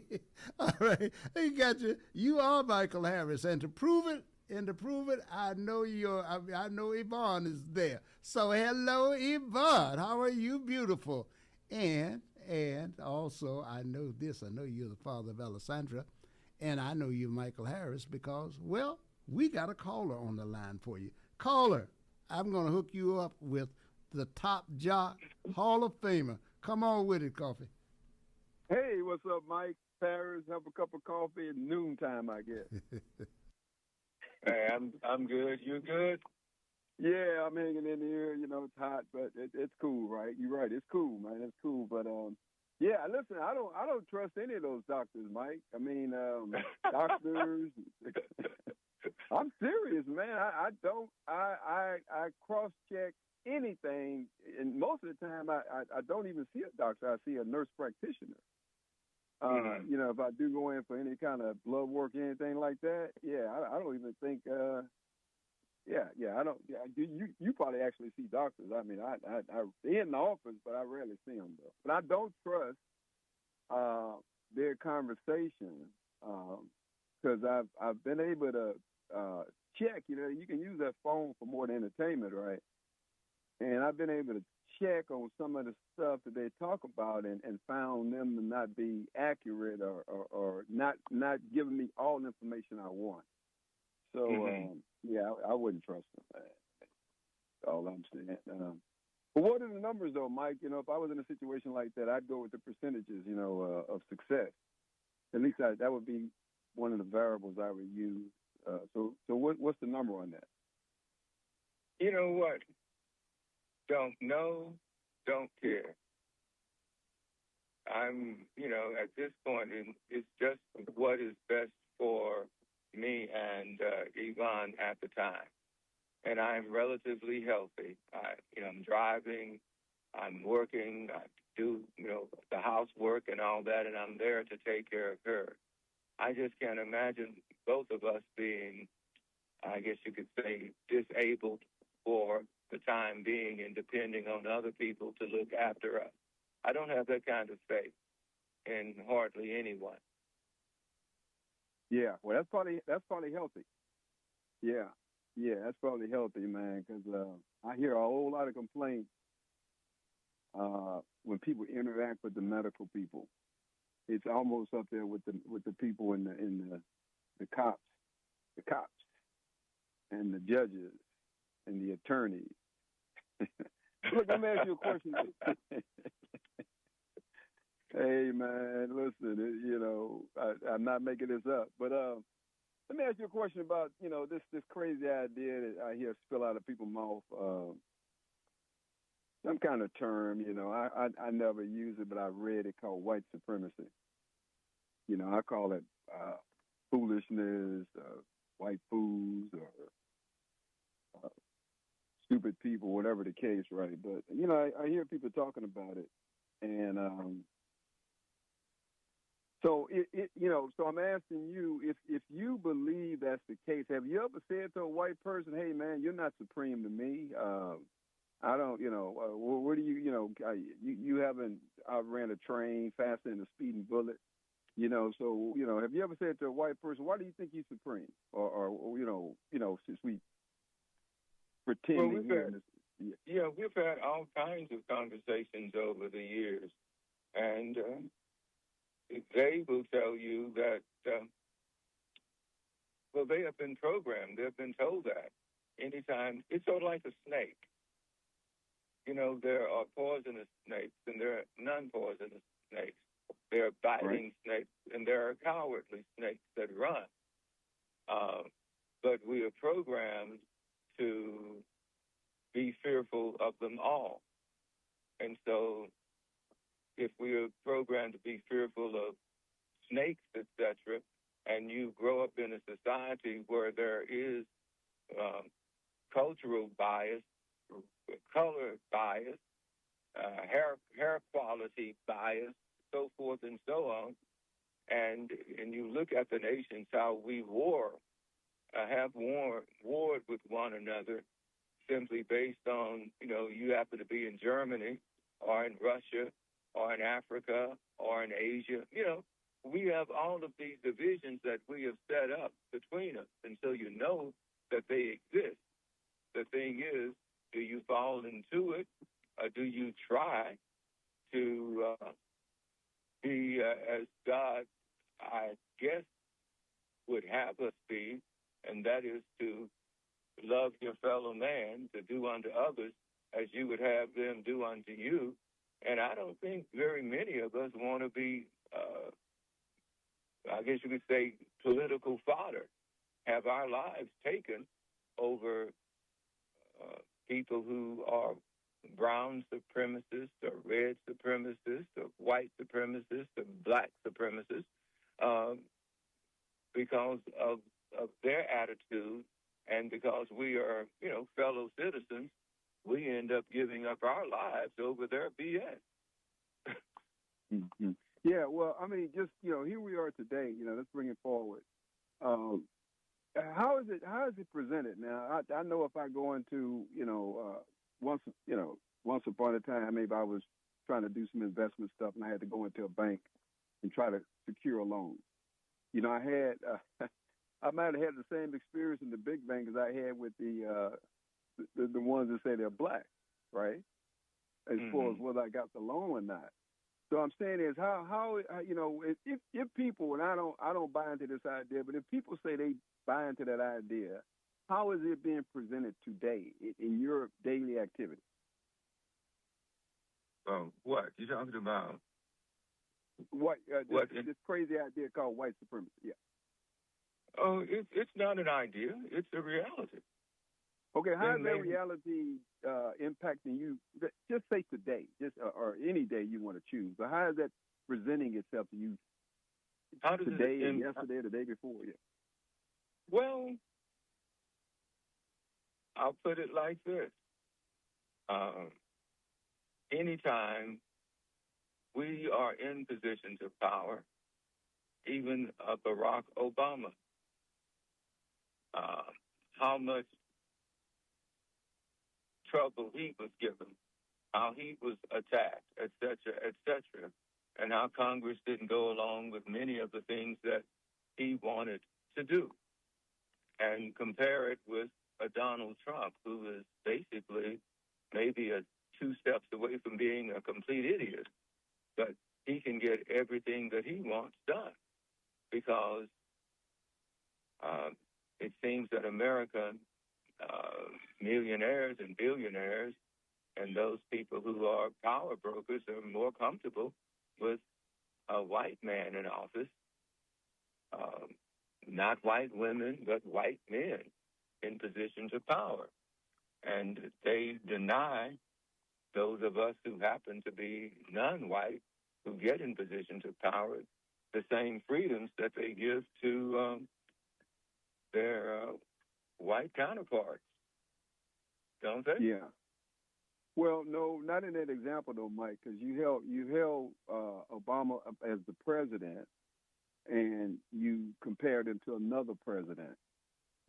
So in that example, they both attained the presidency, right?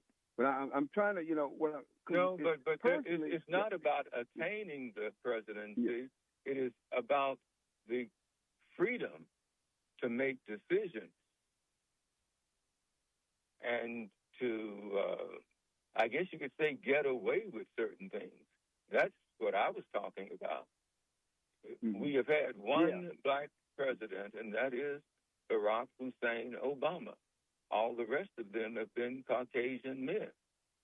And the only way that that can happen is that others feel that those particular men are superior to any other men. Why else would they keep hiring the same people over and over, the same types of people, and getting the same results? White persons are getting richer and more powerful, and women's rights are still somewhat stifled.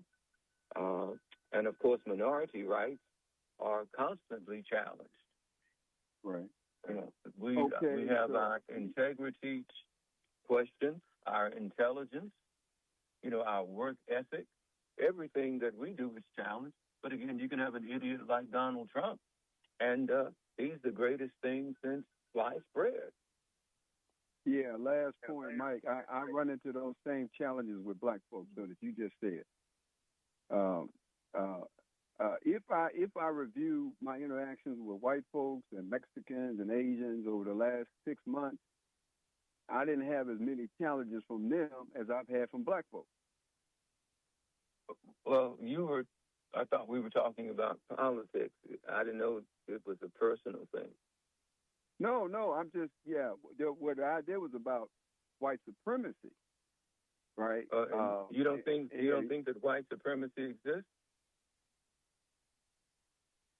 It may exist somewhere, but I'm out here right now having a conversation with you, and it's not with me right now. No.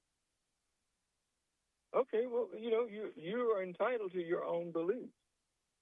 For me, again, it's very real.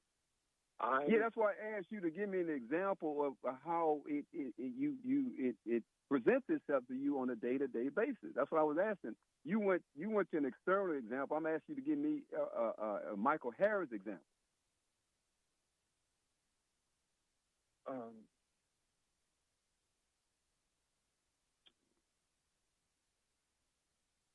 Well, I hate to bring up the same old thing, but I'll go back to the top job. I'll go back to that. I was not, I guess, in the minds of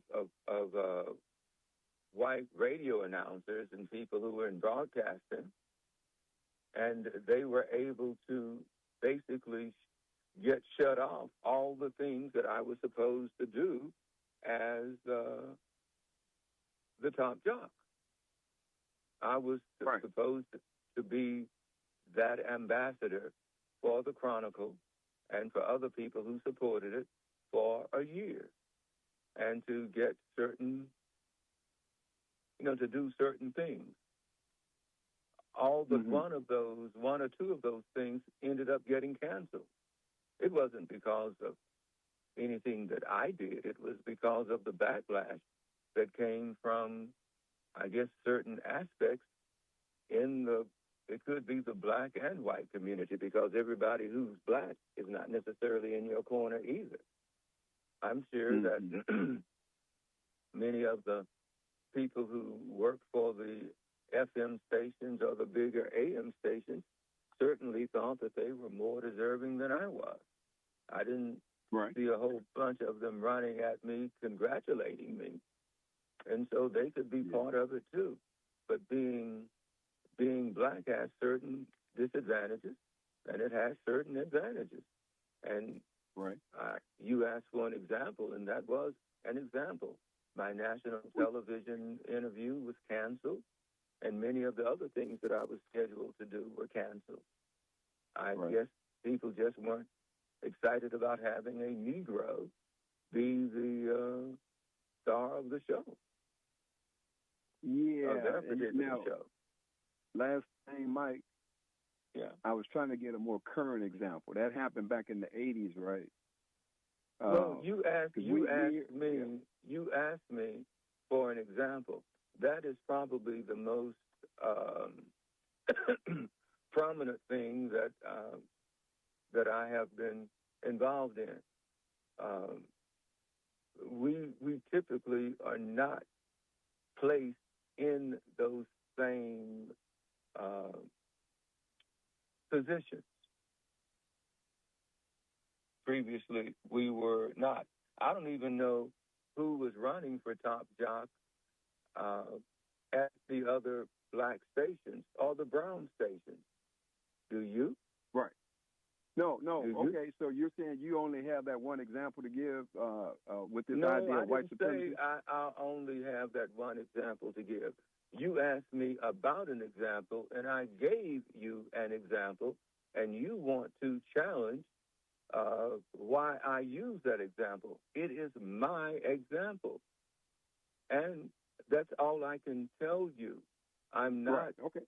I'm giving you the results, and I don't know how we can argue that if you don't. No. That's your example. I was just asking for a more contemporary example, because I'm talking about present day. What do you mean a more contemporary example? Well, if the idea still exists in your mind and other people's mind about white supremacy, I don't accept the idea. But if you say it exists, I want you to give me an example today how it presents itself. No, you asked me about the concept of white supremacy. I do not believe that white people are supreme. You asked me, to me, I was answering your question about the concept. Yes, they want to feel superior, like men want to feel superior to women. But I know a whole bunch of women who are a lot more intelligent than I am. And so I don't claim to be, I may joke about being a man, but I'm not dumb enough to turn my back to what a woman has to say, because plenty of women are smarter than I am. But still, in this society, we do have male supremacy. We have never had a white female or a female president of these United States of America. So it has to be male supremacy is still, the thing. You don't have to try to prove it. You see it every day. When you look at Barack Obama, the one black president we had, and you saw how he was treated in comparison to Donald John Trump, who is a skunk, in my opinion. Well, I'm glad you didn't say he was the devil today, Mike. I appreciate it. I was just trying to get a little clarity on that, because like I say, I keep asking the question. You know, people keep talking about it like it's their Let me ask you a question. If a white person, let me see, who was big back then when I won? If a white person would have won the Top Jock Award, do you think that all the things that were scheduled for him would have been canceled? Listen, I don't know. Maybe not. Maybe no, not. I ask you, what did you think? Not what you know. Do you think if a white person would have won the award, that all those things that were scheduled for me to be a part of would have been canceled? Yeah, I mean, I would just be guessing, Mike. I don't know. No, but it's not a guess. I'm asking for an opinion. Yeah, and I'm expressing one that I don't know what was going. I don't know. I really don't. I don't know. I can only take. I made the vote for you several times, and you won, and you know we celebrated that. What happened after that? I don't know what happened. Right. But what good is a victory that goes without the honors that come with it? Well, you're still the champ. No, I'm not. I still have the title, but it's not mentioned by anybody but us. Hey man, hey. Sometimes you don't get a handshake, pat on the back, Mike, and you still walk away with the victory. Well, yeah, you have the title, but you didn't get the fruit. Yeah, hey, listen. I mean, like I say, man, I don't know what happened back then. I was just asking about that. You don't know what happened back then. You do know what happened back then because you asking about it. Fair. I don't know what happened. Fair. Yeah. Do you believe he doesn't know what happened back then? I don't know. I can't say whether he did or not. But if he was paying attention to this. I don't know, maybe he just wasn't paying attention to them, but then why wasn't paying attention to it now? Well, that's the question. That's the question. No, I asked about white supremacy. Yeah, and then that example. I'm trying to get an example today, currently. That happened. Okay, well maybe I don't know how many years. Yeah. Okay. I'll let you guys go, man. No, please. At least let me give you an answer to your question, and you may not be satisfied with it, but I got to preface it. I'm warning you. Got to preface it by saying. You know, look. Hey. Oh, I thought. Hey. Hey. How y'all doing? Hey, how are you? How are you doing? Yeah, we're coming in. I just blew it, Ralph. He's coming in. So, Oh, good. Good. So danger, Will Robinson, danger. Boy, looks like coffee is about to bail too soon. Just let me say this, coffee. Just let me say this to you. Look, yes, you know, sir, go ahead. It's a real word because it was a real thing, the term supremacist. It has a definition, and those people who are the referees of our language have said it's an official part of it, the lexicographers who put the dictionaries together. And so here is a definition for you. A supremacist is a person who believes that a specific group of people is inherently superior to all others and should hold power or authority over them. Now, this belief system can apply to various categories, such as race, ethnicity, gender, or religion. And adherents of this use cultural, biological, or historical myths to justify discrimination, segregation, or systemic inequality. Okay.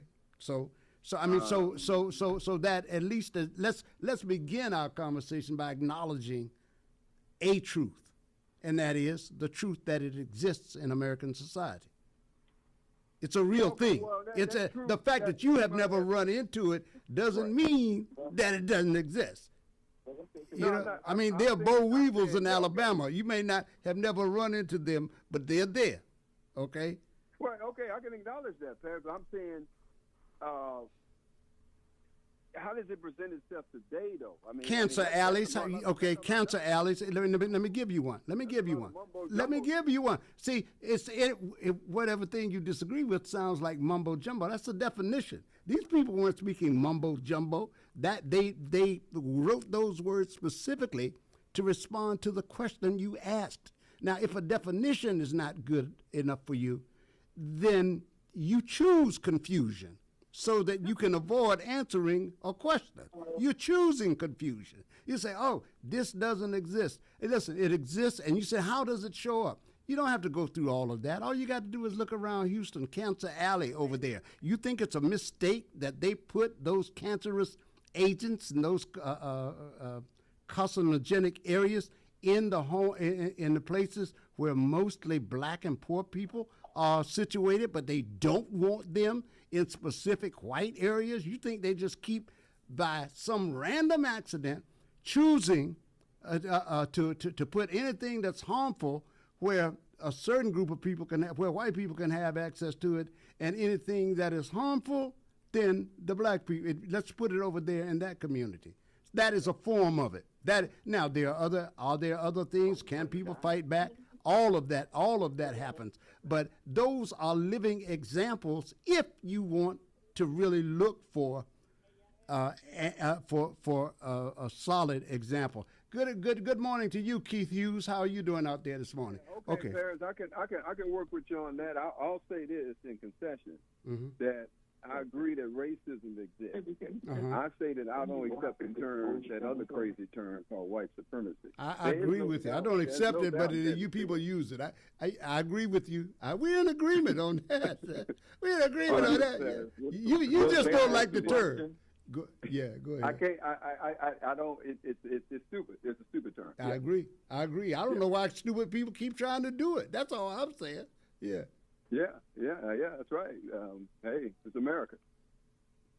Okay. Mike, all right, do you all believe in male supremacy? Yeah. I believe there are people who believe that. I think there are people who believe that. Good afternoon to you guys, man. All right. Oh, shoot. We on the fourth floor? Yeah, no, we're on the third floor. We're on the third floor. Yeah, I'm going up to open the door. You know what? I'm going to put in the... 3. I'm going to give you some spots right here, Michael, and then no, you come on up. You start now. You go ahead and get on. You got a doorman. Oh, you got a doorman. Okay, the doorman's coming to you. You'll recognize him when you see him. You recognize him when you see him. The doorman like to be tipped. Oh, he likes to be tipped, Michael. Oh, okay. I got a tip for him. All right, Michael will be here in a few minutes, ladies and gentlemen. Meanwhile, let me get another caller. Put this caller on hold, and then we'll have you ready for Michael.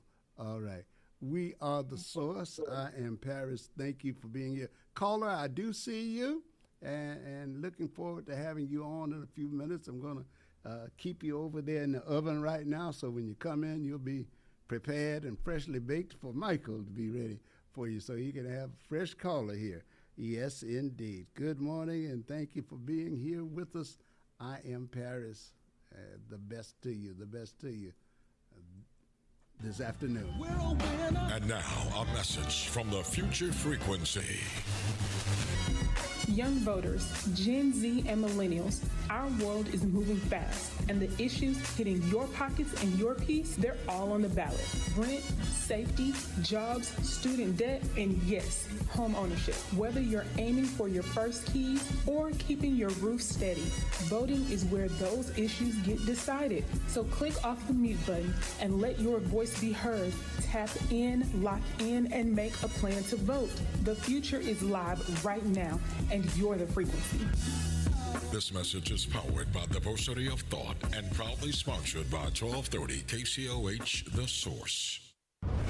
Remember Remember when $100 filled a grocery cart? Today, it barely gets you started. If you're retired or planning to retire soon, you may be concerned about how inflation could impact your future income. Inflation doesn't retire when you do. Everyday necessities continues to rise. The question is, will your retirement income keep pace? You may have spent decades building retirement savings, but retirement isn't just about what you've accumulated, it's about what you can spend. Inflation can impact purchasing power and create challenges for retirees living on fixed incomes. At Advanced Wealth and Retirement Planning Concepts, we help individuals evaluate retirement income strategies and explore options that may help support their financial goals. Call today for your complimentary retirement income review. Retirement doesn't come with a do-over. Whether retirement is around the corner or already here, now is a great time to review your plan. Schedule your complimentary retirement strategy session today by calling 832-402-8367. Investment advisory strategies offered through TLG Advisors Inc., an SEC-registered investment advisor. No tax or legal advisement is given. We're a winner. And now, a message from the Future Frequency. Young voters, Gen Z and millennials, our world is moving fast, and the issues hitting your pockets and your peace, they're all on the ballot. Rent, safety, jobs, student debt, and yes, home ownership. Whether you're aiming for your first keys or keeping your roof steady, voting is where those issues get decided. So click off the mute button and let your voice be heard. Tap in, lock in, and make a plan to vote. The future is live right now, and you're the frequency.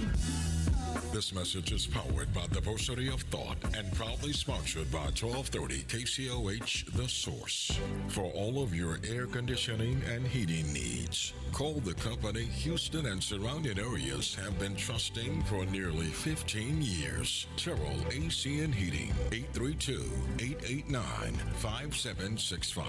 Residential and commercial cooling and heating repairs, maintenance, and installations. Terrell AC and Heating. Competitive prices. Call 832-889-5765.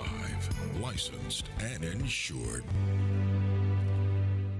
5, 10, 15, 20, 25, 30. Hi, I'm JJ Walls with Sunnyside Dental, and yes, it's now been over 30 years that we've been providing quality dental care for our patients in the Houston area.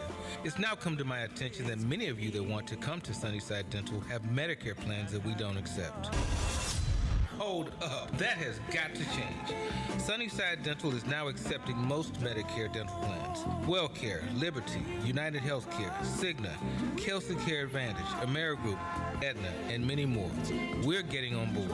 Call Sunnyside Dental at 713-738-1999. If you have Medicare and would like to receive the personal touch provided by Sunnyside Dental, call us at 713-738-1999. We look forward to helping you achieve the smile that you can't wait to share with the world. Got Medicare dental benefits? Call Sunnyside Dental, 713-738-1999. Informative, entertaining, inspiring. It's the Jackson Political Report, hosted by veteran political strategist Ron Jackson. Ron will discuss local, state, national, and international politics. The show features commentary, guest interviews, and audience dialogue. The Jackson Political Report, this Saturday morning, 10 to 11 on 1230 KCOH, The Source. Yes. The Hezekiah Walker Countdown. You know we got that brand new sound. Hey family, it's your boy Hezekiah Walker, and I want you to join me this weekend as I count down 20 of the most popular songs in gospel. I'll also be giving you some power music with my power picks of the week and put the spotlight on one of your favorites. So don't miss it, the Hezekiah Walker Countdown. Don't miss the Hezekiah Walker Countdown, Sundays, 12 noon on The Source. In life's most difficult moments, comfort matters. At Lord Edward Memorial, we believe every life is a blessing worth honoring with dignity and care. With a combined 60 years of experience, our compassionate staff walks beside your family with faith, respect, and understanding. Lord Edward Memorial, serving families with grace, compassion, and heartfelt care. Visit us at 6677 Rookin Street, Houston, 77070. or give us a phone call at 346-446-6675. Everybody's talking about the high price of eggs.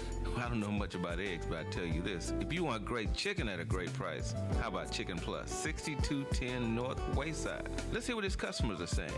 Michelle writes, Chicken Plus has some of the best fried chicken and best fried okra in the city.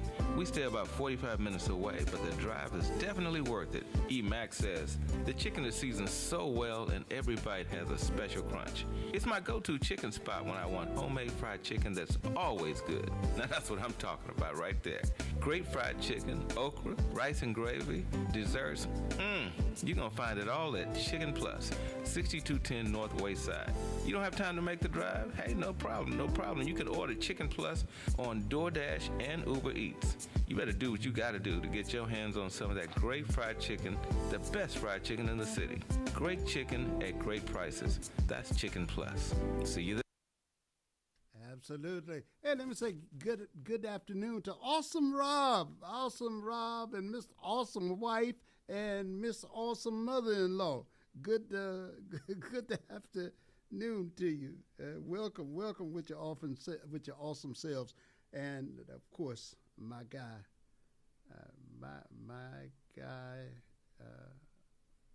Parsons. Yeah, always got him.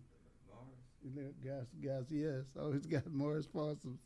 Say hello to Morris Parsons, and let me say hello to. I did say hello to Keith Hughes, and so many of you others. Rufus out there in Bryan College Station. Oh, I thought you were talking about Rufus Bryan Thomas. Station. Yeah. Rufus Thomas, saw him on the air the other day, a documentary. Oh, okay. And let me say, just a good afternoon to all you guys too.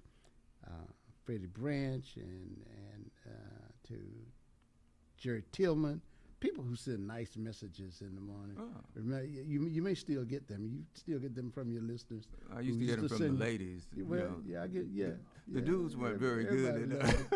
Speaking of beautiful ladies, what's going on, Foxy? I'm Gucci. I see you. I see you got your smile. Yeah, y'all like teenagers playing hooky. Y'all didn't call it hooky here. We call it hooky. Yeah. There was shooting hooky. Shooting hooky, yeah.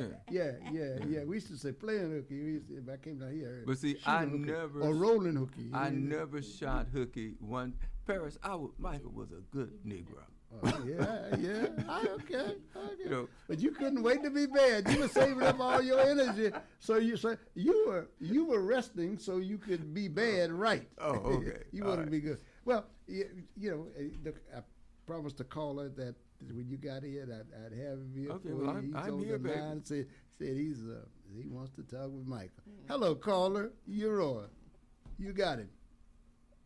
All right. How are you all doing this afternoon? I'm okay. You're okay? I'm wonderful. Okay, I was listening, and the brother that was talking about the white supremacy, and I heard him what he was saying, but this is just a few things I want to show him about the white supremacy that's going on right now. When you got a so-called president in office with 34 felonies, Barack Obama wouldn't have been in there with that. He's been right now. You got all those civil service workers that lost their jobs. That's white supremacy, predominantly all them black. You all those generals and majors and all those that was in the military that lost their jobs. That's white supremacy right there.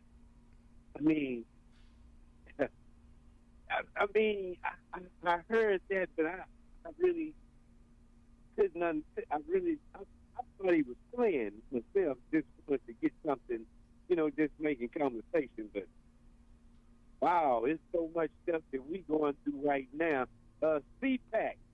You know, that somebody, if they in office, they don't go along with Israel and other stuff that they want you to do. If you don't do that, and you already in office, they gonna bring somebody else that looks like you and put the money behind them to get you out of office. That's white supremacy. That's the control of white supremacy. You know, so I'm just saying, man. You know,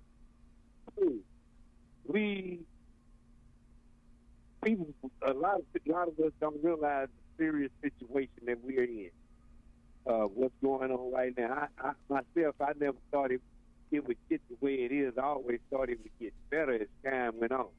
You know, but wow, they showing us, and I still say, if we don't learn how to come together and do for ourselves, because we're always depending on those that don't look like us to do for us, we're going to always get this second-hand treatment that we get. So, I mean, you know, I'm just saying, man, you know, it hurts, man, when I just think about what's going on. You know, why do they hate us so much? You know, you know, and that's when I say it's something they know about us that we don't know about ourselves. Well, you know, I can't, you know, I don't have the answer for it, you know, certainly, but I can tell you that it has been taught, and it was taught, I guess, in order to justify the things that their leaders wanted them to believe in, and they did a real good job of it. If you label somebody a savage or somebody less than human, then you can justify denying them certain rights. It's like with women. As a man, we are told that we are superior to women, and that they are our helpmeets, our helpmates, but they are not our equals. And you know, we fall for the programming because it gives us, we as men, it gives us superiority. And everybody wants to be at the top. And if you have the ability to convince other people that we are better than those people, then the next thing you know, we are hating on those people or belittling those people, and those gaps stay there. And if you're at the top of the mountain, I guess you could say, then that makes you king of the mountain, and everybody else is subservient to you. And so it's psychology to a degree to make yourself better. Now, like my wife, I know my wife is more intelligent than I am. I'm smarter than she is, but she's more intelligent than I am. Right. Oh, very much so. Now, see, I was smart enough to marry her. And you were smart enough to say what you just said, too. Hey, I got to go along with that. I do the same thing with my wife. You know, but I mean, what are we gonna have to do if we ever gonna come out of where we at dealing with this? Eventually admit. We're not gonna ever be able to, or what? I mean, I'm not just asking you that. That's just me saying that, you know, because I already said what I thought we would have to do is come together, and they've done a tremendous job of keeping us apart, you know, and that first movie, whatever that was, that when they started TV, that subliminal message they sent about this black man, he done murdered these two little old white girls, and you know, and that was shown all around the country and the world, and it really, you know, they did that to make us like you said, savages. We evil. We killers. And that's been playing throughout my life. I put it like that. Yeah, and when you think about it, when you saw the depraved things that slave owners did to black men, women, and children, now somehow that was acceptable behavior. To cut people's penises off, to hang them, and to cut off their testicles, and just do horrible things, boil them in water, burn them up. What kind of people can do that? Yeah. What kind of people can do that? They not human. Yeah. Well, they are human. They just... What kind of human? What kind of human are they? Evil. Evil. Man. So, but it's part of the game. It's part of the game. It's sort of like the man can go out and stay out all night, come home, and if the wife says, "Where you been?" and she talked too much, he can whip her behind. It used to be legal anyway. Yeah, it ain't secret now. She can bruise herself, and you going to jail if she call them on you. Yeah, but look how long they have to take those beatings. And the same thing for us. If we walked in the wrong door, we could be killed. Oh yeah. And yes, nothing would be said. Just another dead Negro. He should have known better. I don't know how many times I've heard that. You should have known better. Should have known better. All right, caller. Hey man, thank you. All right. Much love to you. Hello, caller. You're on with Michael Lawrence. I should have known better. My man, Top Jock, what's going on?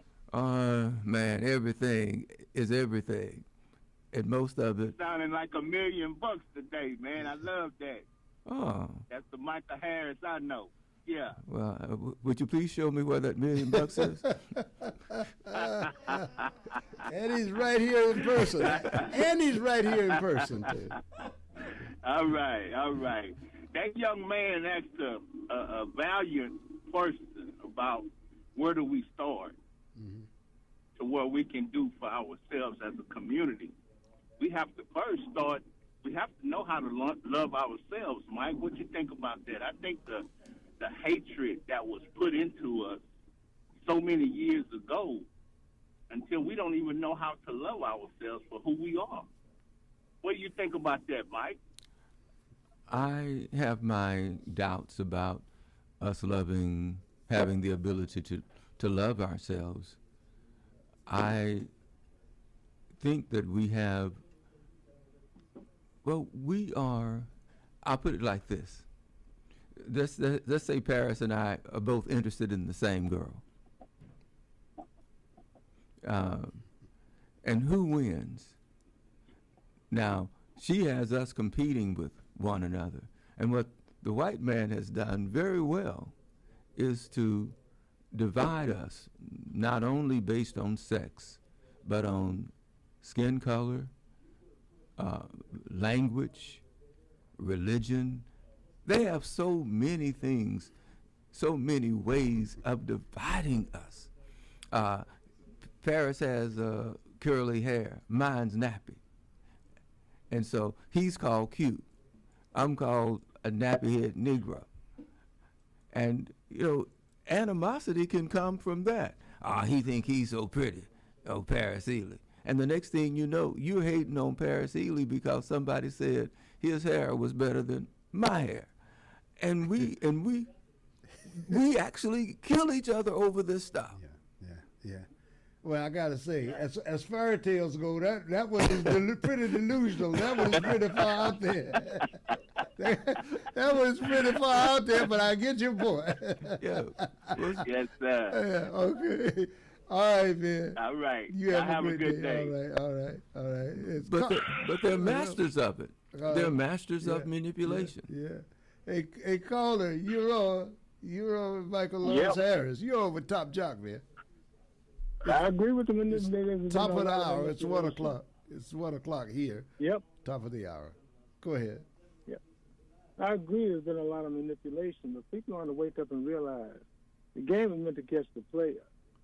And that's either whether people call themselves commanders of the game or just participants. In either case, nobody wins this kind of game. Like I said, talk about playing games, somebody got to win, somebody got to lose. Who made that game? Why can't we learn to function beyond the entrapment so we all can ultimately function beneficently with one another? I think that's a serious problem. You know, people are really allowing themselves to be played on, if you want to use those terms. People need to think about the victor and what is the victory?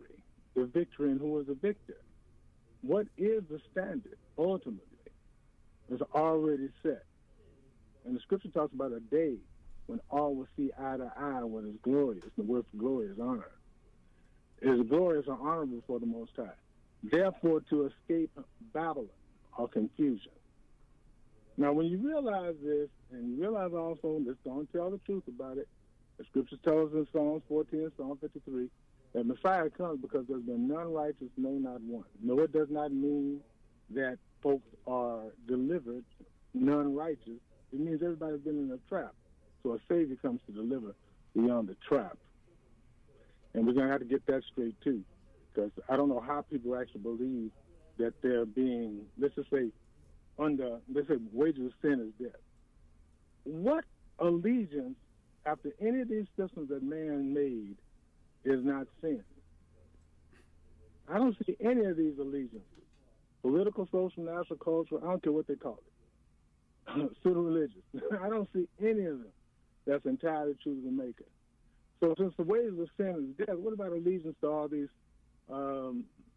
insubordinate ideals that men have created? And the truth of the matter is, since we've all been under these, let's say, born under these variant unjust allegiances, when the scriptures tell us such things as thy kingdom come, thy will be done on earth as it is in heaven, that is the kingdom, the power, and the glory. The scriptures after it says we all must learn to forgive one another, or if whoever will not forgive his brother will not be forgiven. We got to realize we got to forgive each other for having been under these allegiances that made us war against one another, self-righteous against one another, because nobody makes unto themselves a covenant with the Maker. That covenant is already established. And when the Maker made it, he made it for the good of all.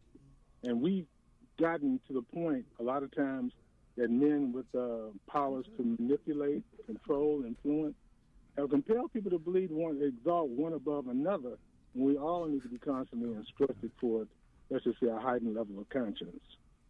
There's a big game being played. And the scriptures, when we talk about the awaited one, or he for whom we are waiting, people don't realize that means.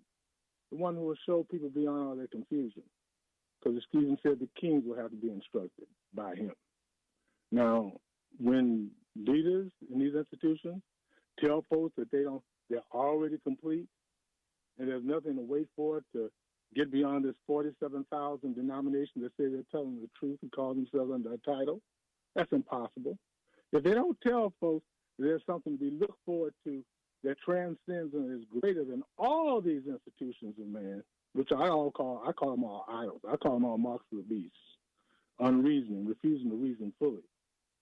If they're not telling folks they need to look for the king, who are the commander, holy kings, that's beyond them all, and all this lesser vision, then every one of them is a devil worshiper in disguise. That's not a hard word, but that is what it is, because it's teaching people deviation is viable. Anytime you corrupt the holy thing, it is no longer holy, and nor is it to be fully functional. People function fully after, never expecting anything better. I can only tell people I've seen something way beyond all this mess, and I've been telling folks for years. None of these corruptions is going to be called viable, because as soon as any of them is, you corrupt the whole lump. And there's something that has to be restored in this earth. That was intent from the beginning, because the Maker has not changed his plans from the beginning. It does not vacillate according to people's choosing to victimize his name, because they choose not to seek deeply enough. We were always told by faith to seek beyond these mostly man-made ideas. And I just say it's simple. When the scripture says saved by grace through faith, you need to realize this is not under law by grace. How about not under any of these misallegiances and idolatrous, short-sighted standards of men? Because by the gift of grace and the mercy of the Most High, He teaches us a higher law. The rulers would never want us to understand that, and they call it faith in the Maker, to believe in their authority. And all of them are partial and corrupt in a lot of ways. All of them. I don't know why I think that any of these institutions are viable. It doesn't make sense to me. Well, they're viable because they have survived all these years. And they're viable for men, not before the Maker. Oh, well, you didn't Never say were. viable before the Maker. I know I didn't, but I'm just saying. Okay. What gives a stamp of approval? I mean, most people never read Isaiah 49, and that's a shame. Most never read Revelation 22:16-21 to understand what it's saying. Well, and if the leaders are not teaching this, they're not prophets. Okay, well, I don't want to hurt your feelings, but honestly, it'll be hard, Michael. Okay, because I'm not trying to. I believe, in the concepts of the Holy Scripture, but anything that man has touched, like they have the Bible, and now they're touching the Constitution and things again, in order to make what they want seem palatable, to seem godly and good. I yeah. don't see anything on a faulty. If you take anything good and put it on a faulty foundation, to perceive it after those parameters of, I call it lack of vision, the end result is a lack of communication and an entrapment and a snare. None of these institutions are teaching these things on a proper foundation. Isaiah 28 says when Messiah appears, that's exactly what he's going to tell folks, that you never had this foundation. And everybody teaches their national Jesus. Right. And but what they have done is they have divided us based on skin color, on nations of origin, so many other things. And if you are a true believer, and if you are well educated, like Paris Elijah Eley, he got his education in reform school.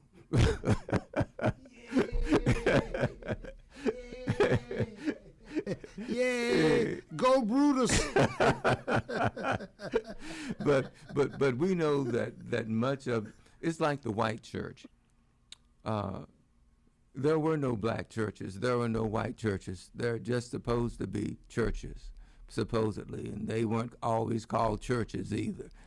We have just been manipulated. We've been brainwashed. We have been divided. That's superficiality. Yeah. None of these are viable. None of them are. The Most High didn't make any of these. Look, the Maker does not tell one prophet to teach or one pastor to teach one thing, another to teach another under different standards, so people argue about it. The scripture tells us about rejoicing about one spirit and said all the prophets spoke by the same spirit. So, and the same spirit means the same doctrine, not double-minded, not a bunch of damnable heresy. And if you open up, people have been putting. I was just going to say, if you open up the typical Bible, you'll never see anybody black. Everybody's white. No Asians, no Arabs, no nothing. Everybody is blue-eyed, blonde-haired, or brown-haired, and Caucasoid. It's like black people and red people and brown people and yellow people did not exist when God made, the heavens and the earth. All He made was white people. I guess they sent us down here on spaceships or something. But that is Mike. I would tell you this. People can say whatever they want to about it. Hey, look here. Nothing's going to change the facts. I can only tell you that I've seen those ages in the past, and I saw ancient Hebrews as black people. I've even seen that area where they talk about those elders are, and I saw those elders from ancient times as black people. Now, I'm not putting that as a bias. I'm saying that we were supposed to be the ones to learn the proper example to be a blessing to the world. And if we forsake that, and we go out of a sense of superiority, refusing instruction from the Maker, then we all curse each other. And that's not what it's supposed to be. That's not what you call love. No. We're supposed to redemption, help to redeem this world. But if we get to the point where we forget that faith has to be faithful to one, and people begin to exalt their sectarian views, all we do is trick ourselves into a high place in hell. Let's put it that way. Oh. So, I mean, this is all game, man. This is all game. It's time to wake up as a game. Like I said, the game is to catch everybody who wants to play in it. It's not so this game, that wasn't supposed to be this game in the first place. And I agree.